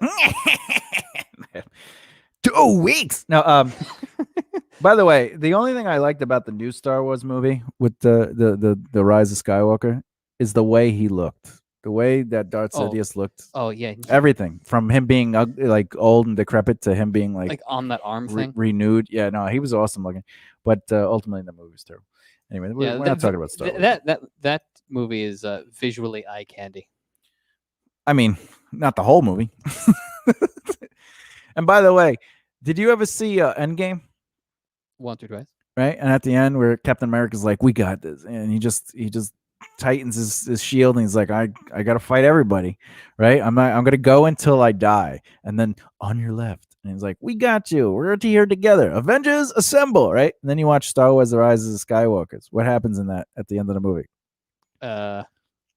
Poe is like, oh, we can't do it, there's too many, we're not gonna win, let's just, if we keep fighting, we're all gonna die.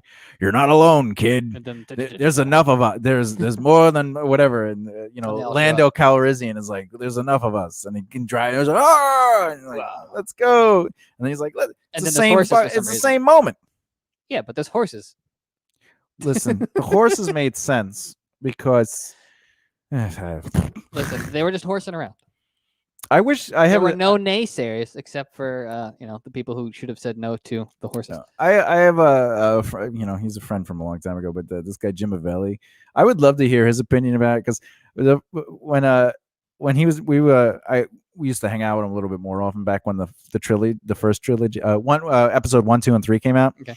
And I was like, oh, what did you think of like some of the stuff? He goes, it was stupid. And I was like, what? And at the time I was like, but they were like really choreographed, cool, and there was a lot of cool flashiness. It's And like, then- why though? and he goes, yeah, but you know, in the Return of the Jedi, there was like this passion, and in Empire State, you know, Empire Strikes Back, there's like, and you know, there's emotion, and there's a story between, you know, it's like, my name is Inigo Gatorio, you kill my father, prepare to die. Like that's like a great battle because it's actually there's something going on outside of like the hits, right?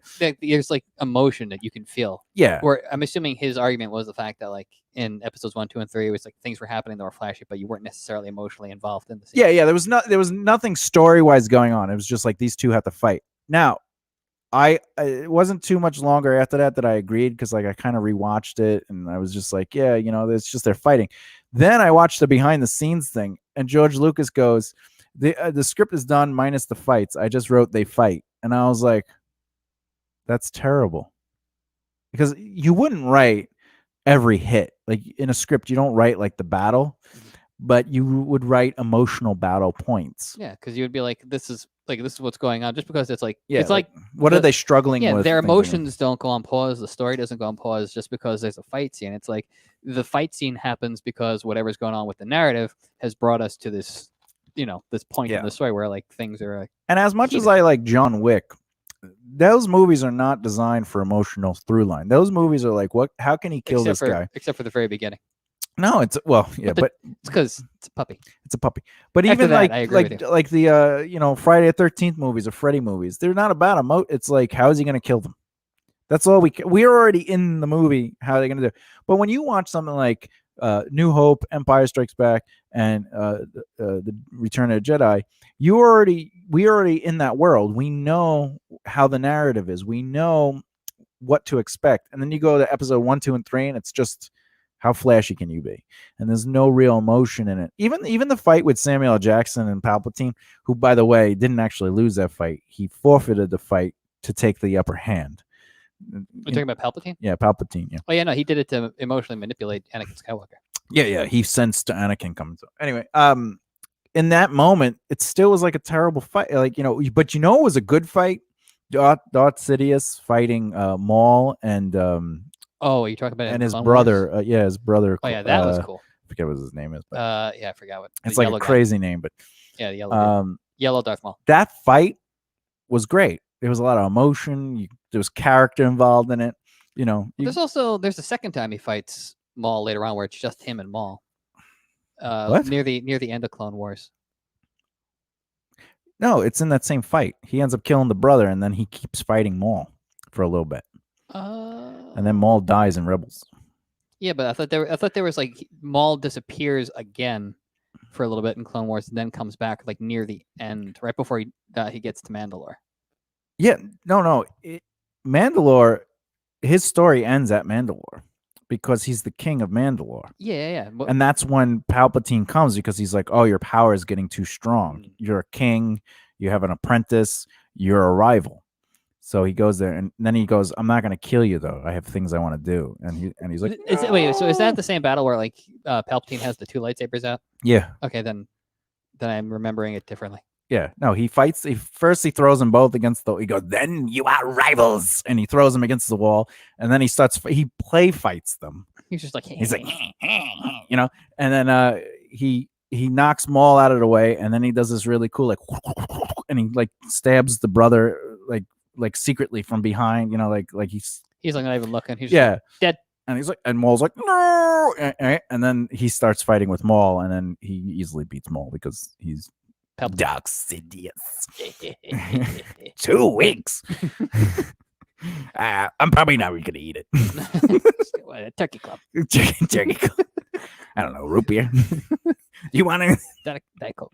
Potato salad. All right, I gotta go. What? I love you too. That was a good fight, though. That was a good fight. Also, Maul fighting Ahsoka was really good too. Mm-hmm. But Maul fighting the rebels, the clone rebels, that was like one of my favorite scenes when he's just walking through he just goes beast mode, and he's just walking through and he doesn't even have like the lightsaber yet. Yeah. He's just like they're shooting at him. He's like pulling things off the ship, using as a shield. Like walking. He throws the engine at them, which is you know, and I'm like, yeah, that's the Force. That's how I would use the Force. People not wearing masks. I just rip down the AC from the store. and You'd just also throw be it like at- on your computer and then like force up Diet Pepsi. Oh, yep. You know, I would use my force for evil to do good. So you'd be a chaotic good, is what you're telling me. Well, chaotic good stands up for the way it's summed up is a chaotic good character is basically stands up for the bullied. But like if I was like force sensitive, I would probably be Darth Sidious, but with the intentions of no government.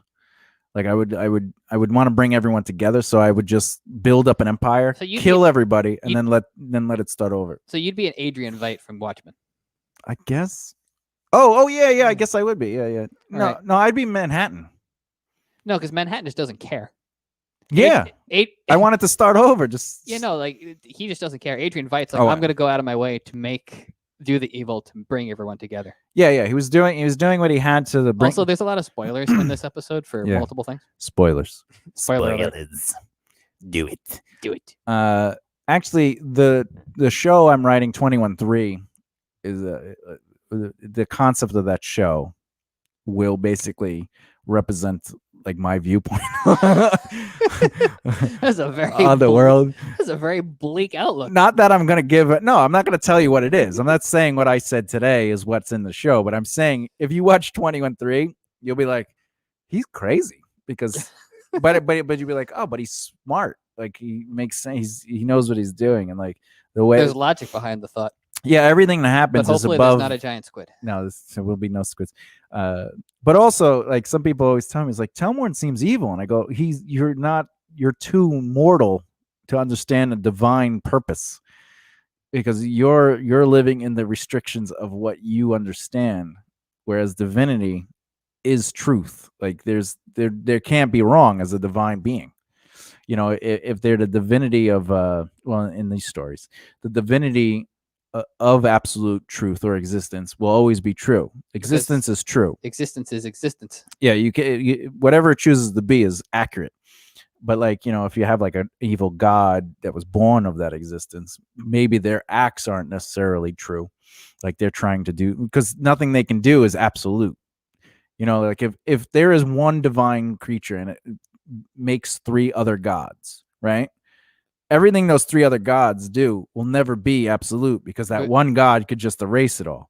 Yeah, because that one god is absolute, their existence. So the children of the god. So what you're telling me is ultimately that we need to thank Telmorn for pizza. No, because he did not invent pizza. But if there was no existence, there would be no pizza. No, if we're going based on the story, the way it works is Telmorn was created because existence willed it so. It needed a conscience. He became the consciousness of existence. He was born of the will to exist, right? So he is now the will of existence, right?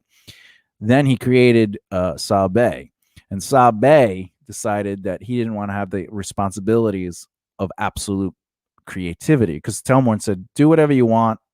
I don't want anything to do with creation." Right. And then Sabe he split his personality, good, evil, and neutral. So basically wisdom, love, and hate. And then from there, he continued to create gods, and each god created an aspect of existence.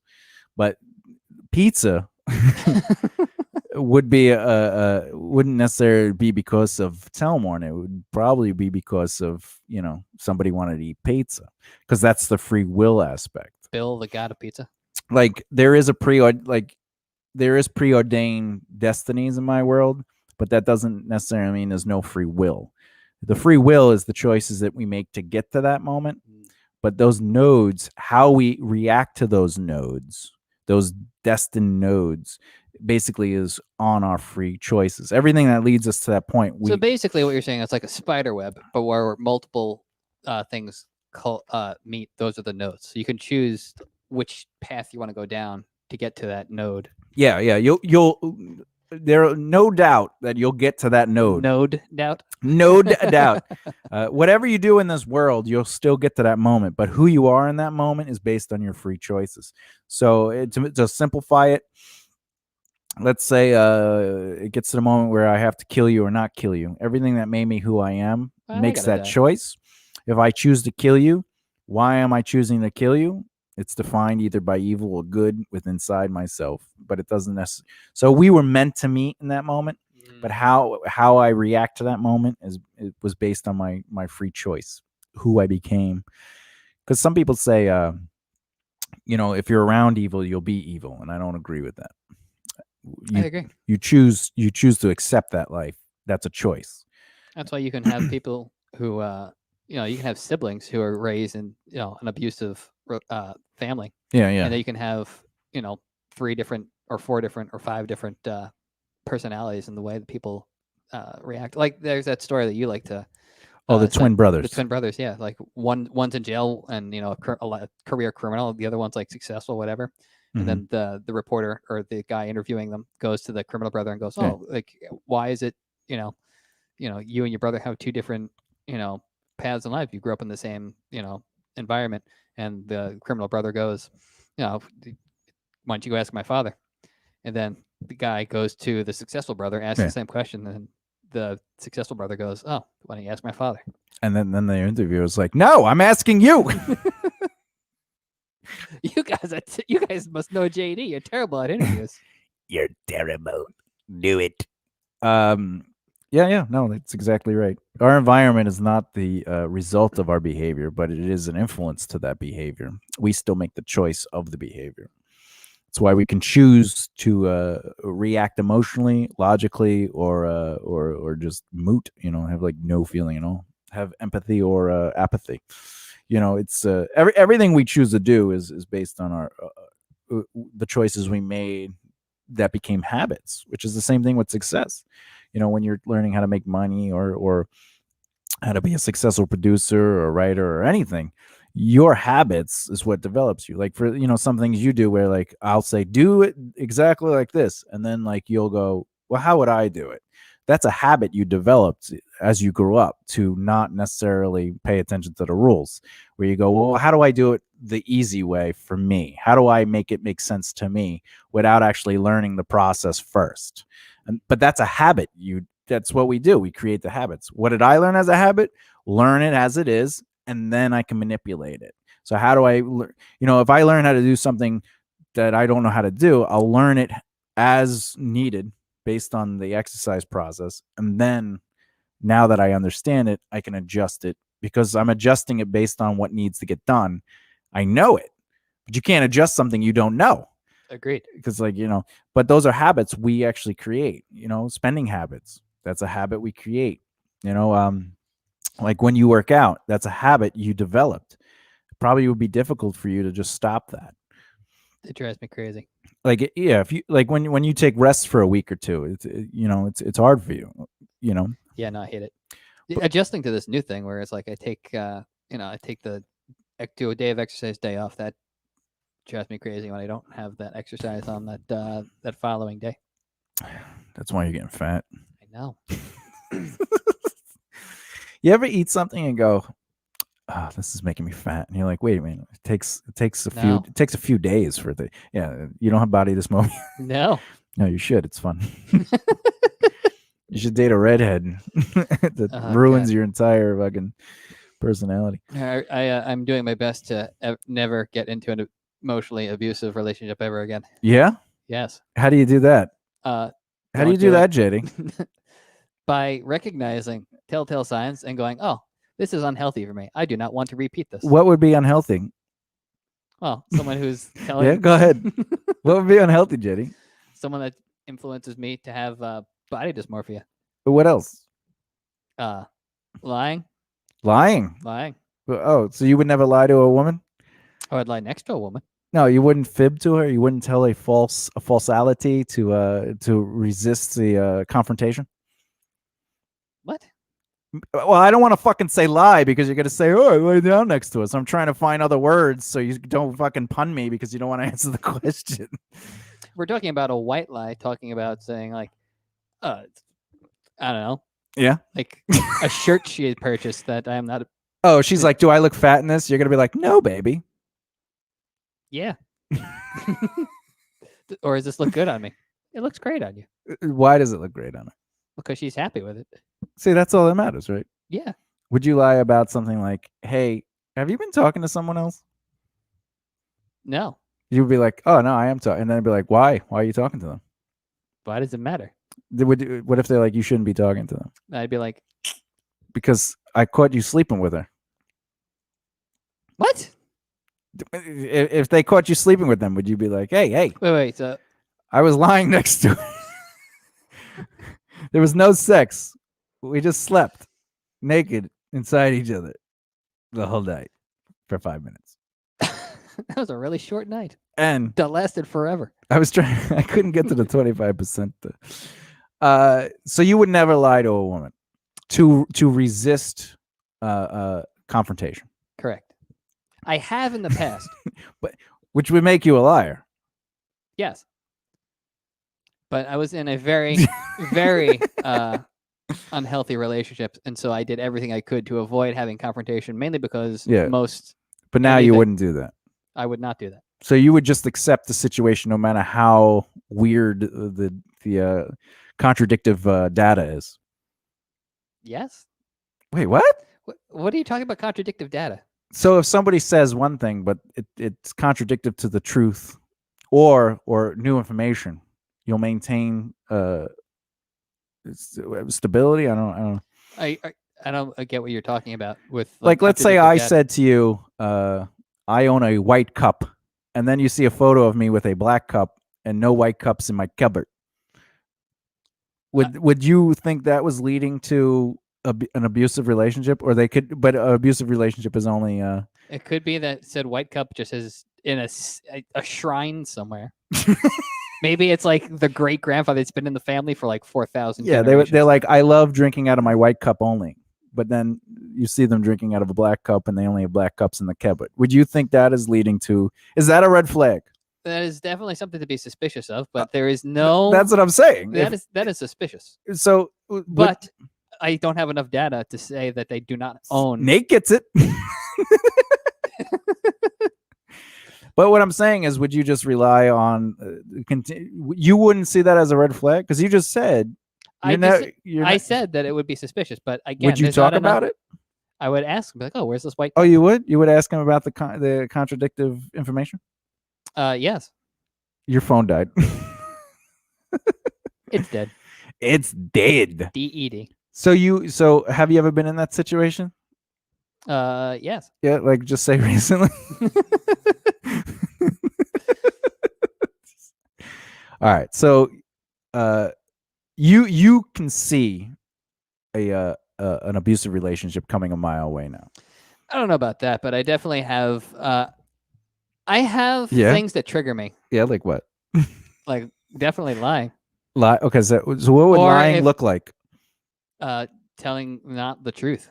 So information that is contradictive to the truth is still truth.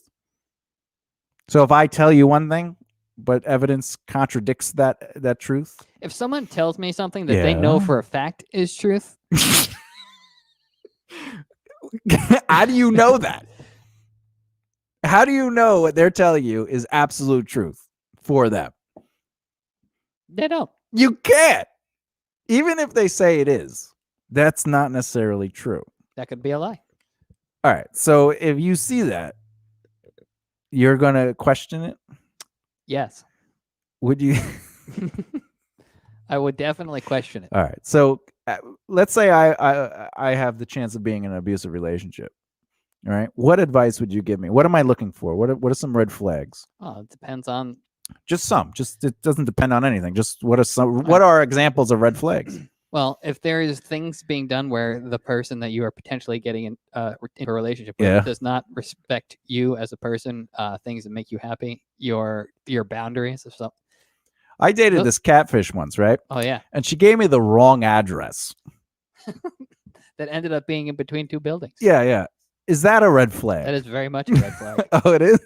All right, good. That's 100% a red flag. So why didn't you tell me that was a red flag? Because I was trying to be more roundabout. I didn't realize you wanted something specific. No, I'm just saying, like, if somebody gave you the wrong address, would that be a red flag? That would definitely be a red flag. All right. What else is a red flag? For me, I just want to know because I don't want to get stuck in a catfish or an abusive relationship. Again. Again. Someone that blames you for things that aren't necessarily your responsibility. Like if someone takes, say, their sadness or their unhappiness or like puts that responsibility on you, that is emotionally abusive. All right. What are there other things other than emotional abuse that would cause you to question a relationship? Yeah, if they started to actually be physically abusive, I'd be like, this is probably not for me. What else? Can you do more of a sentence? I mean, I could. All right. What if, hypothetically, all right, if you want one clear indicator on if you're in a healthy relationship or not, ask one question. Is this relationship clear or confusing? The more confusing it, oh, we got someone else. What does he say? I can't read it. Oh, wait, I'll just do this. Let's see what Nate has to say, everyone. If she has a catfish with a wig, correct. Man, I love that Nate just has the answers for everything. In a healthy relationship, nothing is withheld. Everything is out on the table, and partners feel clear and comfortable in a dynamic. These relationships are full of because there is room for it. When you're being manipulated, there is no room for love because it has been replaced with chaos. Whatever there is consistent, confusing, there can be no resolution and therefore no love. That's what you're talking about. Yes. Yeah, it's a form of manipulation. However, that also is dictated when somebody only is kind because they don't want to have they don't want to deal with confrontation, which, by the way, includes white lying. When you white lie to avoid confrontation, that's actually unhealthy manipulation because you're not being honest. So white lying, I will agree, is not considered lying. Like, it's not a character lie. It's not changing the universe. It doesn't change your ideals, but it is a form of training. So if you feel being honest with somebody is going to cause conflict, you're already being trained into an unhealthy relationship. It's a form of manipulation. Ooh. So you might be training yourself, or you might be being trained from it. Did you know that? I did not. See, all right. Healthy. Anyway. Healthy love disagrees. Ooh. See, it's a form. Oh, yeah, I see what you're saying. Right. There is an old saying that all couples fight. Healthy couples are able to disagree and move on when love is healthy and difference of opinion. If you find yourself agreeing with somebody's choices or opinions or ideals, even when yours contradict those, and you don't want to, and you just go, yeah, that makes sense. Yeah. You're not necessarily being honest. You're disagreeing, and therefore training yourself again to be in an unhealthy relationship. You're creating, because you're taking away your voice. Yeah. Right. Manipulation is based in my way or the highway dynamics. But sometimes we who have been in unhealthy relationships will create that it's their way or the highway mentality. Meaning, you're saying that the assumption is that it's always that way, no matter what. So you might find yourself agreeing with stuff you don't necessarily agree with, or behavior you normally wouldn't agree with. So when I was asking what are some of the red flags, pizza, or anyone who doesn't like Dream Theater, JD. Listen, it's not my fault that they're boring. That's why we have a healthy relationship, though, because I can be as honest with you as possible, even if it's completely mean, and it doesn't mean that we don't have a good friendship. Exactly. In fact, it means we probably have the best friendship because it doesn't determine the end of the relationship because we're honest. Exactly, and I don't judge you for liking Dream Theater. Yeah, I don't judge you for. No, I do. You should like Dream Theater. Healthy love is relationship based. Manipulation is agenda based. Ooh. Now I talk about this often. It's sort of like if you're in a relationship with a guy or a girl, right? Because I don't want to judge, and they're saying stuff. I know this is off the topic of production, but I like when we go crazy. What this is saying is if you're in a relationship with somebody, guy or girl, and in that relationship, the two people, one of them is saying things like, They uplift you all the time without, and it's very rare that there's any conflicts, right? If it's always uplifting, or if it's trying to put you on a pedestal, that's the formation of manipulation. So that's leading to the behavioral training. Did you know that? They're stroking your ego this way. They can do whatever it is that they are They're going to do. It's to get the person to trust them and believe that your best interest is at hand. Okay.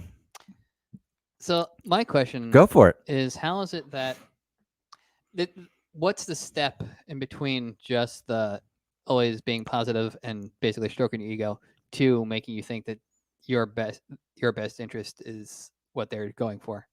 Your best interest is not a good relationship. No, but what my question is like, Right. there's a step between just always agreeing and saying you're like God's gift to the world, and then just making you think that they have your best interest at hand. So like, what is it? What's the other step?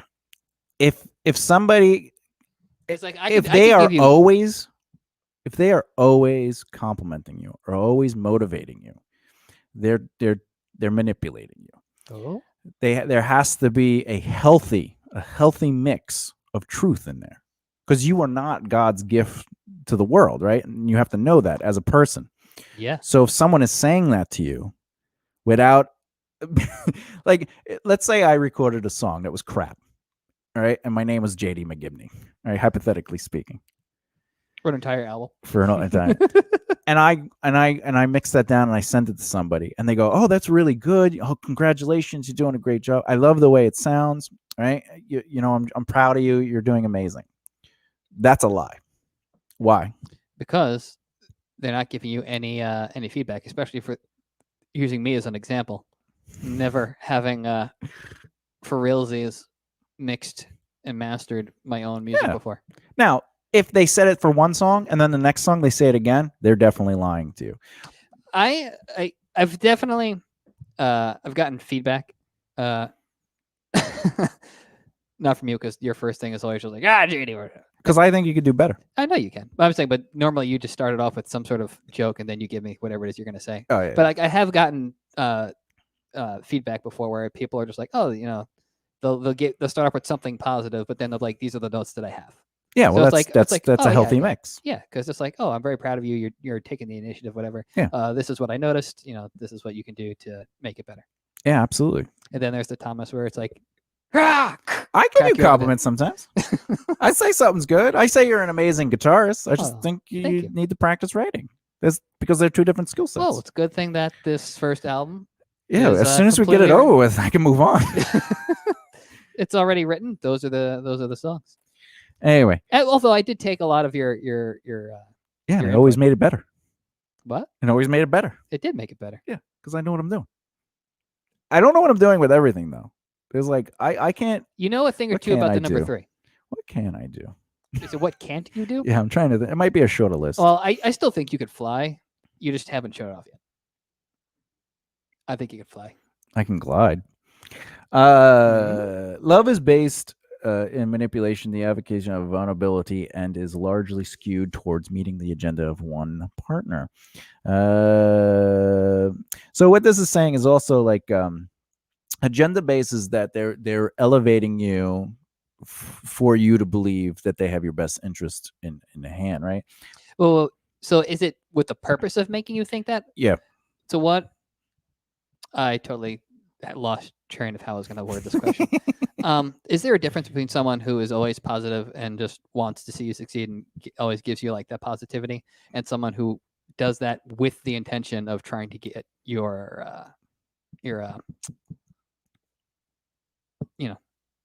get you to believe that they always are going to try and basically, is there a difference between someone who is just giving you the compliments because I want to see you succeed, and someone who has ulterior motives to get you to trust them?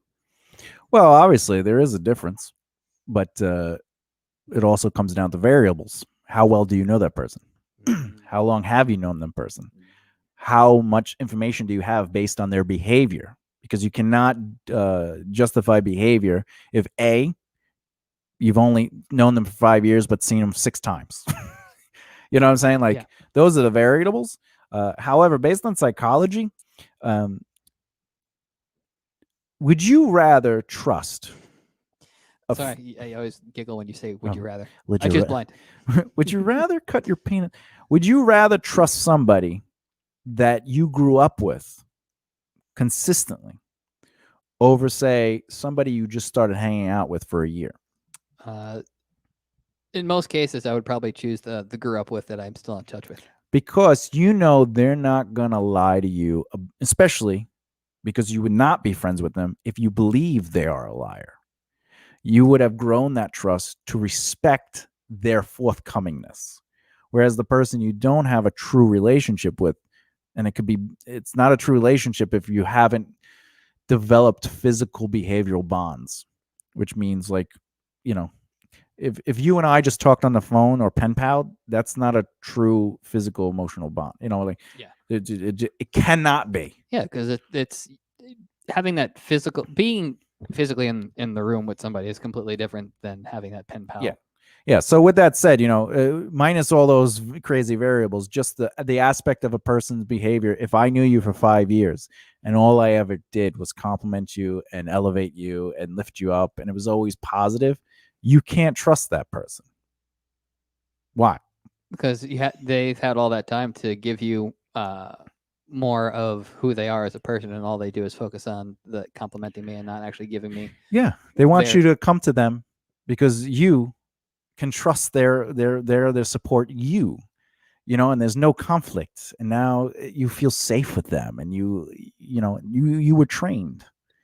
No one in this world is good if they don't give you conflict, and conflict doesn't have to always be negative. Yeah, I think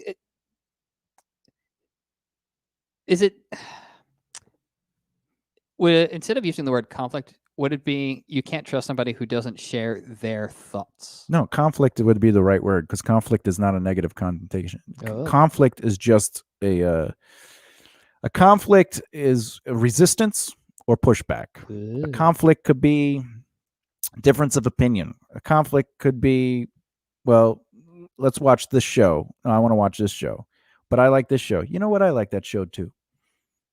That was no conflict. Hey, let's watch this or watch that. Actually, I really like this show. Oh, you want to watch that? Okay, I like that show too. There's zero conflict. You can't trust that person. They're not willing to give you their truth, which means they're not being vulnerable with you. And even though it's a white lie, it's training. White lies lead to training, buddy. But there is a difference between, like, I don't have time for that white lie. Like, yeah, it's fine. Just post it. Yeah, just post it. Right. Versus, like, But technically, that wouldn't be a white lie if you're just like, just post it. That isn't a white lie, because I didn't say it was good. I always say, do you like it? Fine, post it. Anyway, also, healthy love is honest love. So, so this is when love is healthy, both people possess the integrity to be honest with each other. Ooh. This also includes compliments and breakdowns of behavior, like, without being defensive, though. Like, if somebody says, what if someone says, what do you think of this? And I don't really like it. Do I look fat in this? Honestly, yeah, you kind of look fat in it, but it doesn't mean you're not attractive. That's being honest. But if it's like, what do you mean I look fat in this? You literally asked me, do I look fat in this? And I'm telling you, you look fat in this, but it doesn't mean you're unattractive or I don't find you attractive. Or that you are fat. Or that you are, you just look fat in it. Well, if it's a potato sack. That kind of, if somebody does that to me in a relationship, I know that relationship's over, because we can't be honest with each other. And why would they ask for my opinion if all they want me to do is tell them they don't look fat? Right? Yeah. That's a game. That's manipulation. That's crazy talk. You'd be surprised. No, that's definitely crazy talk. It is crazy talk. It's crazy talk. Yeah, anyway. Healthy love is positive. Manipulation could be negative. What does that mean? It means, like, you want to be, if the first thing you experience with somebody is a negative emotion, that's unhealthy. So, for example, like, let's say you're in a relationship with a girl and she's like, hey, come over, or she chooses to come over, and the first interaction is, I had a shitty day at work. That's not positive. It's representing negative energy. But if she's like, hey, hello, how was your day? And you're like, oh, I actually had a good day. I'm glad you came over here. Now you're starting your experiences off with positivity. And then you can have a natural flow of conversation. Yeah. But again, if every conversation Is that way? leads to negativity, that also is unhealthy. Agreed. Healthy love is free. Manipulation is controlling. Ooh. Now, did you also know that there's a form of manipulation that makes you think you are free? I suppose that makes sense. That's right. They give you the illusion that what you're doing is okay, but slowly they restrict those freedoms. So they Like start when you. people start saying, "Oh, I don't want you to hang out with this person or that person." Yeah, but if they go, oh yeah, go have fun with your friend. Go have fun with your friend, and then they say, yo, you've been hanging out with your friends a lot. Mm. They were giving you permission to hang out with your friends. You felt you can hang out with your friends, but now they're just sneaking it in there.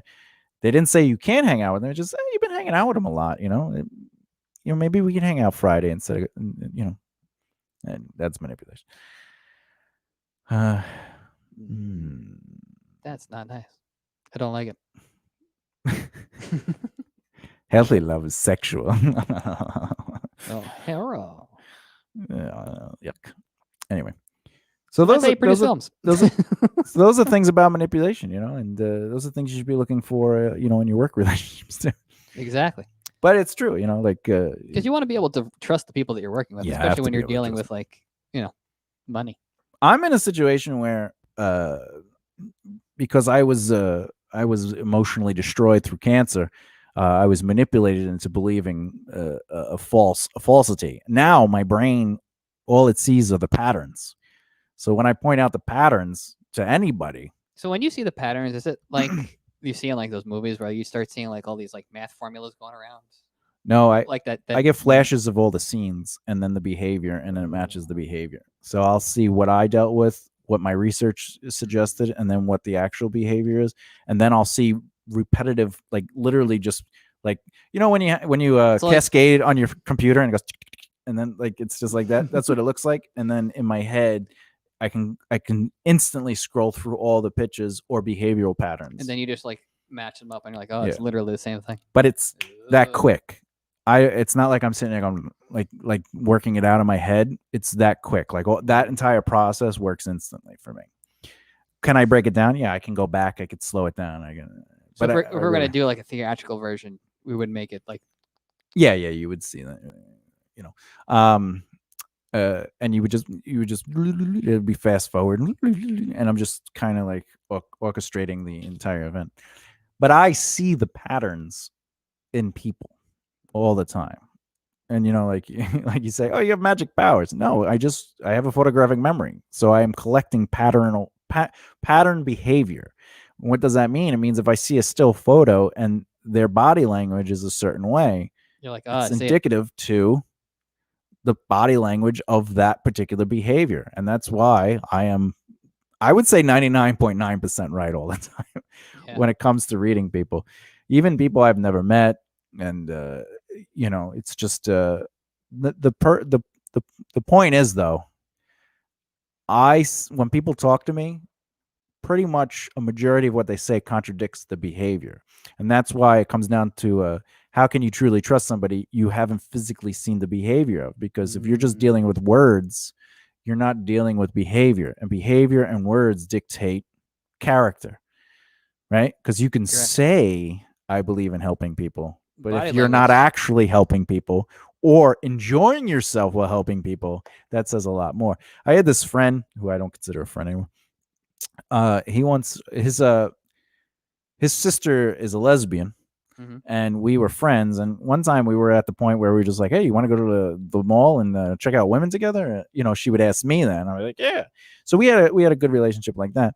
And then one time, one of my best friends, who was a really beautiful Brazilian woman, she was living with me, and the sister kept coming upstairs, and I was like, and finally I was like, why are you keeping? What are you attracted to my friend? As a joke that we, that was comfortable in our relationship for the years that we were friends. And she gets upset and she runs down. She says that I embarrassed her, which I probably did, but I didn't embarrass her. She became embarrassed. You kept with the rhetoric. Yeah. And anyway, so her brother comes up and he's like really pissed and his arms are crossed. And he's like, if you ever do that to my sister again and upset her, I will kick your ass. And I go, why are you so angry? He goes, I'm not angry.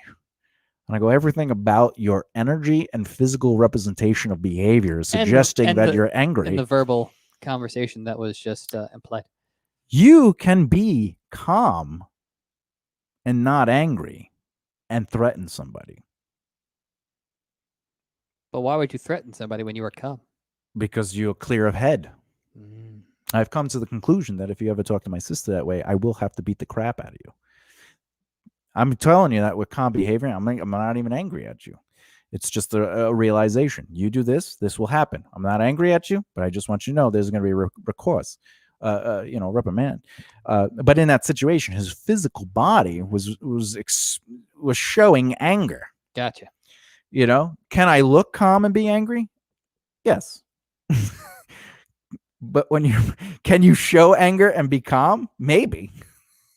But when you add the phrasing, the physical attribute, and the time frame in which he came up, he was obviously angry. He was angry because he only came up out of an emotional pinch. He didn't come up being, oh, he did that? I'll be right back. I was just want you to know it was inappropriate behavior. He acted out of anger. He acted out of it. And then he says, you can't tell me that just by looking at me. My brother turns around like he's like a professor. And he goes, actually, my brother's observation of your behavioral display of like, and it was almost like we were saying the same thing. And he was like, and the guy just looked at my brother and then shook his head and left. And then my brother and I looked, he was like, he was absolutely angry. That guy will piss. Because again, pattern is based on many things. Like if you just say something, that isn't a pattern. But if you say something, physically do something, the timing, like everything it affects the pattern. And my brain sees that. So I can tell when somebody's not being truthful with who they are. I can tell if the BS meter is kicking off. I can tell if someone's making excuses. I can tell if somebody is manipulating you. So, I'm just saying. That's why I think you should give me your phone so I can go through all your conversations and be like, these people suck. There are definitely some things that should be kept in the privates. Oh, because you're talking negatively about me to people. No. Yeah. I listen, wait, let me put it on my camera. Because JD doesn't have a camera. I just want to point it out. I just want to say, he knows that I know that he's talking bad about me with some people. I just want to put that out there. I will put it out there that I've never said anything derogatory. I think that you're looking at that. Look at that camera. Good. I am looking at that camera. Good. Look at that camera. Good. So, I have never said anything negative or derogatory never about my best friend. Never. Unless it was to your face and I was just no. Never. You're gonna use the word never. I would never talk badly about you. Yeah, never. Especially behind your back. I will say things in the heat of the moment to your face. All right. Well, not about my face. Have you ever said something in a positive energy that was critiquing of me? Ah, that's where your eyes went. That's memory. You're going through the memory. See, I have commented on how I feel that you do not take the best care of yourself without some people going, you know what, maybe you should remember to eat right now. I've mentioned that to other people, but that would be a critique. That's a critique. That's negative. It's because I care about you and I want you to eat. That's positive, but the critique is negative. Critiquing is negative, but your motivations were positive. How is critiquing negative? Because critiquing is saying that something is not right. Well, I want you to take care of yourself. Yeah, it doesn't mean what you're doing is bad behavior. All right, well then yes, the critique is negative. I've critiqued your. You need points for the critique. All right, well my point. In TAC, you have to earn the point to critique. Well, here's my point. Give me those. I don't want to eat more. It keeps me alive. Exactly. So you've never had a conversation or a discussion with somebody and used my name to represent behavioral structure, like the way you feel based on my behavior. Are you talking about how I am not happy with the fact that you don't take care of yourself? No. Just like the my behavioral, how you feel about my behavior sometimes. What do you mean? Like, how do you feel about my behavior sometimes? Do you talk to people about how it affects you? No. You're never like, his behavior sucks. No, I've never done that. Have you ever said, Thomas said this, and this to me, and then the person said, oh, that's bad behavior? No. Not with those words, but Maybe you weren't saying it negatively. You were just saying what happened for the day, and then somebody responded with, "Well, you deserve better." No, Not in those words. no. I have Yeah. What? Let's hear it. I want to pull up the transcript, but I don't. But go ahead. I've talked to people because they've asked me questions, and then they've given me criticisms after I've given them data. What kind of data? Well, people were asking about the catfish, and certain people were like, "Oh, I would have noticed that quicker." Oh well, that person it should be punched in the penis. That looks like a vagina. Yeah. But I have never talked negatively about you or your. But you don't have to talk negatively for it to be negative. If I was saying to somebody, "Oh, JD and I did a really funny thing today," he plugged his outlet, he plugged his phone thing into an unplugged outlet. That's not me necessarily being mean about you. But then if the response is, "Why do you put up with his ridiculous idiocies?" or "Why is he stupid?" I've never had a conversation with anyone like that. The closest thing was that I would have figured it out sooner. That's the only thing. All right. Okay. Only thing. The only thing. Hit the bell. All right. I'm going to bring up the transcripts for our next episode. We're going to break down several conversations, and then we'll talk about it. Also, I'll have to borrow your phone to print out the transcripts. Folks, this is an example of anxiety. This is what it looks like. What the camera freeze? No, I think JD did. JD, tell us what you're feeling. Not good. Not good at all. Would you like to elaborate it? No. Really bad. How bad? Really? Thanks. Did you pee yourself? No, maybe. You want to tell us if you didn't? What? I laid next to her. Anyway, so you'll let me print out the transcripts? Yes. You really would? Would you let me do that? I would make sure that all of the penises are gone. All the visuals are taken out. All right. Well, you could leave the breast. No. How many can there be, really? There's only one. How many people are there with that many breasts? There's only one conversation you have to clean up, right? That's still a lot of pictures, right? But that's on WhatsApp, right? Yeah, it's still a lot of pictures. Yeah. Don't worry. I'll close my eyes when I see them. I'll be like this. I'm waiting for them to dry out. Yeah, I have blinders on, but you're looking right at the photo. Yeah, but if you put it to the side, I couldn't see it. Quit horsing around. How many photos do you think would be too many? Because we've had this discussion, and I'd like to just revisit it. How many nude photos is too many nude photos? In what context? I mean, if it's like a 5-minute interval and you have like 4,000 coming in, I mean that's definitely too much. Well, your phone's gonna explode. Even if you like are in a relationship with somebody. Now, let's say you're not in a relationship with somebody. Let's say you are not in a relationship. You're just friends, okay? And you have no interest in getting married or making it anything more. But you may hypothetically each love each other. This is hypothetical, everybody. Hypothetical. How many photos are too many? 3.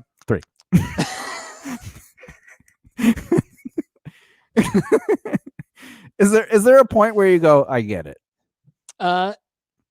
If either party is trying to be productive and like do their normal day, and all they do is get pictures, that's probably too much. That's too much. All right. So you don't want any more dick pics? No. If we can cut off on the dick pics. How many dick pics are too much for you? Of my own? No. How many do you look at of your own? Are you like, that's nice? You got to delete that. Oh wow! Trust me, delete them.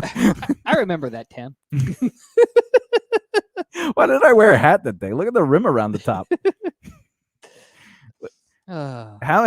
Because I do send you dick pics. They're not mine. My favorite is the big black guy. Oh god! My favorite is the fact that they it was like the one where they had like the candy dispenser. It was a Snickers bar. I like also when you used to live with your aunt, and I would send like, oh god. And I'd be like, right responding. And then you would text me. I can't look at it right now. I'm literally next to my grandmother. I'm like, why are you texting me? I'm at a party. What party? with my little niece. She's having a birthday. Just open it and cover it up. I thought I could. No. All right. So how many? So basically, if you're trying to be productive, how many I know. photos would be? If I'm trying to be productive and I've made it apparent that I'm, working or doing something, or like I have to focus. So and one I can't- additional photo would be too much at that point. Yeah, pretty much. Pretty much. Now I see you texting throughout the day, so I don't. Are you ever being productive? I am being productive. Where you need to tell them to stop. Anyone, hypothetically speaking. Yeah, I'm being productive. I don't think. So if it gets to a point where like I need to like focus and I whatever, I will literally just put my phone down. Just like that. Yeah. You won't look at it. And if it goes off, I'll make sure that it's not like Yeah. someone that it's like time sensitive. But there are certain people that I know that are time sensitive. What if it says, "I'm about to come. I need you to pay attention," but you're focused? All right, well then they can wait. But if You hear it's that, like, ladies? if someone's in Why only jail, 25%? if someone's in jail, it's like, all right, let me pick up. Well, that's different. That's different. That's life. That's life. That's life. So if my phone makes a noise, I'm gonna be like, oh, is it like, Yeah. okay, sexy time can wait. Yeah. Oh, someone's life is in danger. Let me They pick this can one up. wait. 'Cause I'm wait, which life is it? Bob. I'm not really a fan look of at Bob. Bob can. All right. So one photo over. I'm busy. I need some time on myself. All right. Now, how often are you productive? Most of the time, I would say. There are definitely some days where I'm like, no. Now, what do you consider productive? What do I consider productive? Yeah, because I'd love to hear this. Well, Mm-hmm. going through my to-do list and getting stuff done. So going through a to-do list is productive. Well, as long as it's like, Because what do I always say to people? Don't work too hard, but be productive. So is doing anything considered productive? well, if you're doing at least one thing that is able to, help you Mm-hmm. grow your career or help you better yourself as a human being Yeah. or help those around you, Mm-hmm. I think you're being productive. All right. So we have different definitions of productive. What's your definition of productive? Wait. I was just about to say that exact framing of words that we don't use equally. Your word choices were my exact word choice, even though you didn't use one pun. My version of productive is efficiency. Ooh. In what I do, with time spent versus results created. So that's being productive. The efficiency of my time being utilized against the value of results of what I did. So if I spent 2 hours on something and it helped elevate my career, I would evaluate what the return on that 2 hours for what it is I did for my career. Gotcha. If I spent 2 hours and I got one interview, I would consider that not productive. What if that one interview is for like Rolling Stone? I still would not consider that productive because the return on Rolling Stones would not be the worth of my 2 hours. 2 hours is far too long to be spending on any one thing for one thing. But would you not also consider the relationship that you have built in that 2 hours or helped to build? If I spent 2 hours on building a relationship over text messaging, I wasted my time. Oh, it wasn't just text, but whatever it is that you were doing. How do you build a relationship for 2 hours unless you're focusing on that person? Or if you're trying to do several things, which is not being productive, by the way. If you're doing several things, because it's not efficient, right? You're splitting your time between stuff. So you can't fully focus. Yeah. So if I'm talking to someone for 2 hours over the course of me working on 2 or 3 things, and then I'm building a relationship, that's, to me, would not be productive. However, if I stopped my day and gave someone a half hour of my time or an hour of my time, that is productive in building a relationship. Yeah, because people come first.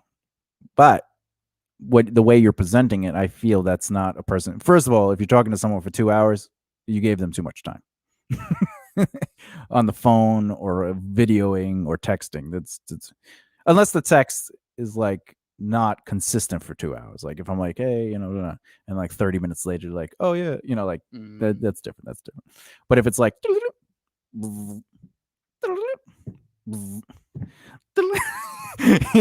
that should not be going on for more than 30 minutes.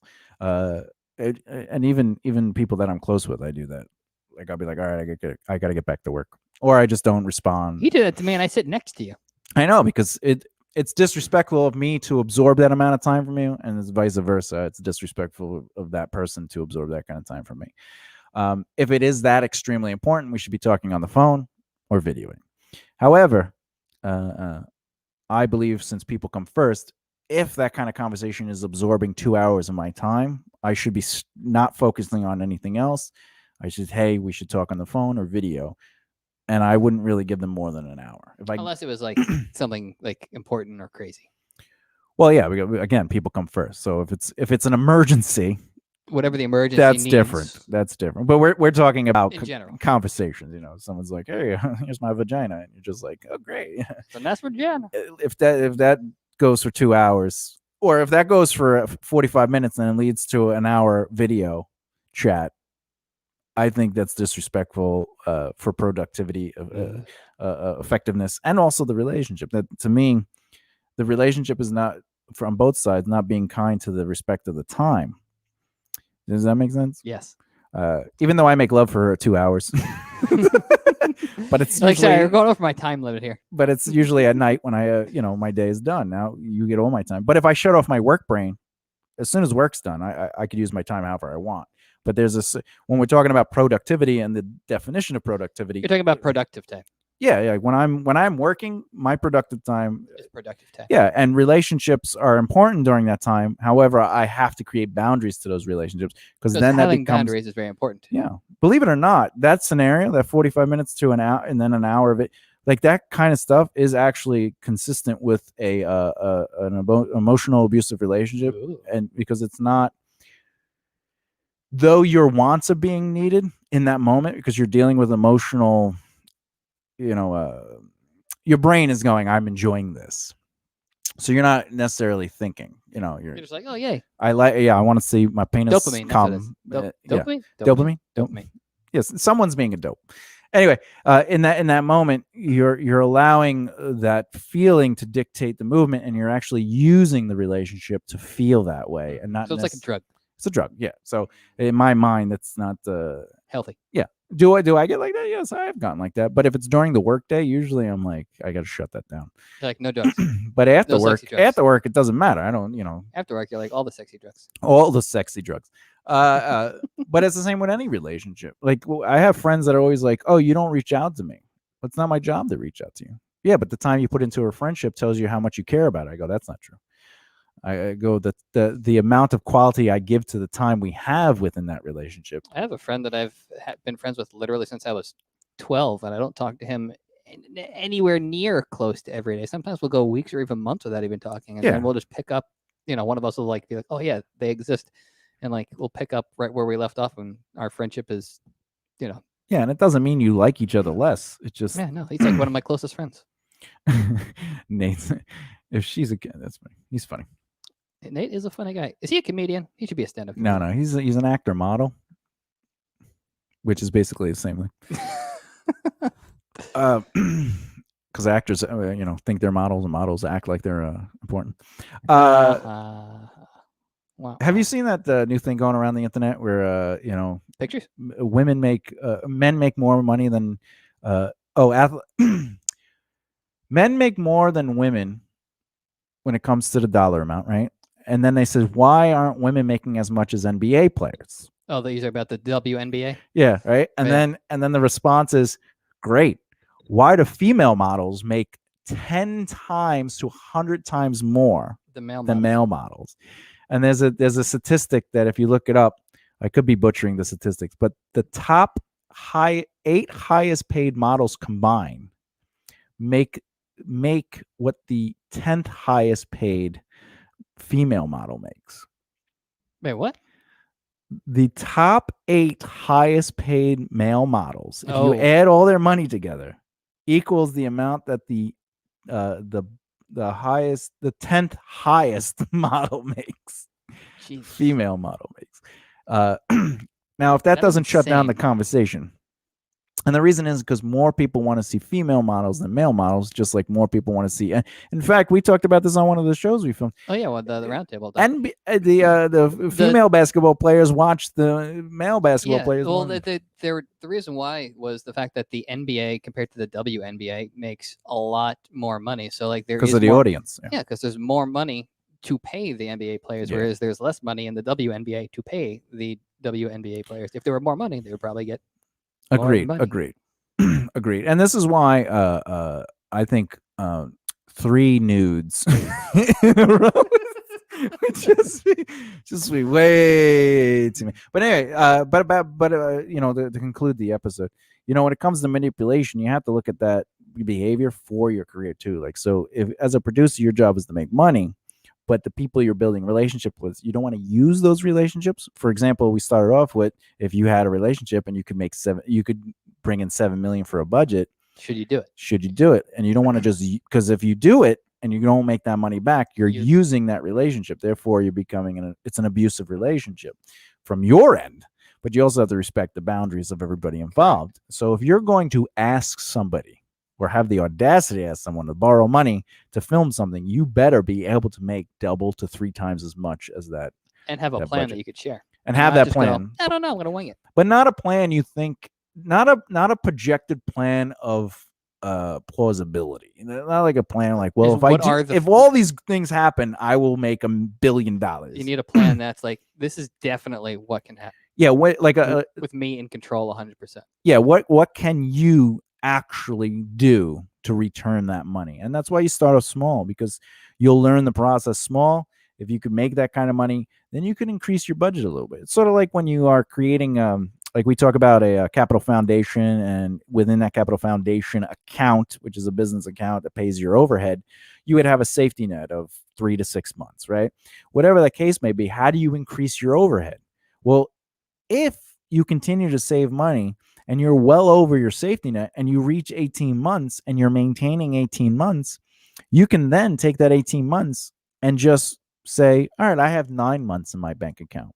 Ooh. And now what is your total amount of money in your bank account divided by 9 is? And now that's what your average monthly is. And you've gone up some money. Mm-hmm. So if you're trying to go from $1,000 a month, which is, by the way, a ridiculously arbitrary number, if your overhead is $1,000 a month, if you want to get to $1,500, you got to see, well, I wish I could live on just $1,000 a month. My life would just be so cheap. Don't you live on $1,000 a month? What do you got? Actually, right? Because the business pays our bills. Yeah, so then I definitely live on less than that. Yeah, you live. What's groceries for you? $80 to $100, right? Yeah, a week. So that's $400. And then your phone, it's $500. And then car payment $200. Yeah, that's $600, $700. Okay, so maybe it's about $1,000. Yeah, guy. I lived on $1,000 a month. Oh, I was including rent in there. You don't pay rent. True. The company. You're getting a job. You're getting a job. Anyway, we got to go. I'm starving. Yeah. It's 5:30. Good night, everybody. Hey, just so you know, I'm Thomas J. Bellezza. This is JD McGibney. I don't make this stuff up. I make up at least half of it. That's actually true. He does. If you haven't heard him yet, you would see that he makes up a whole bunch of it. Oh, by the way, the dog makes up like 100% of it. Yeah. I would almost say that 75% of the time he can't give a girl an orgasm through penetration. I would say 100% of the time because he's never had sex. That's what you. Well, one time with my brother, but that was like a whole. Yes, my dog was humping my brother while he was trying to relax, and he came home with my brother, and it was the funniest thing. And my brother's just petting his head like, "Oh, the dog loves me." And he's like, I was like, "No, the dog does not love you." Anyway, it physically did. Oh, it's just disgusting. Good night, everybody.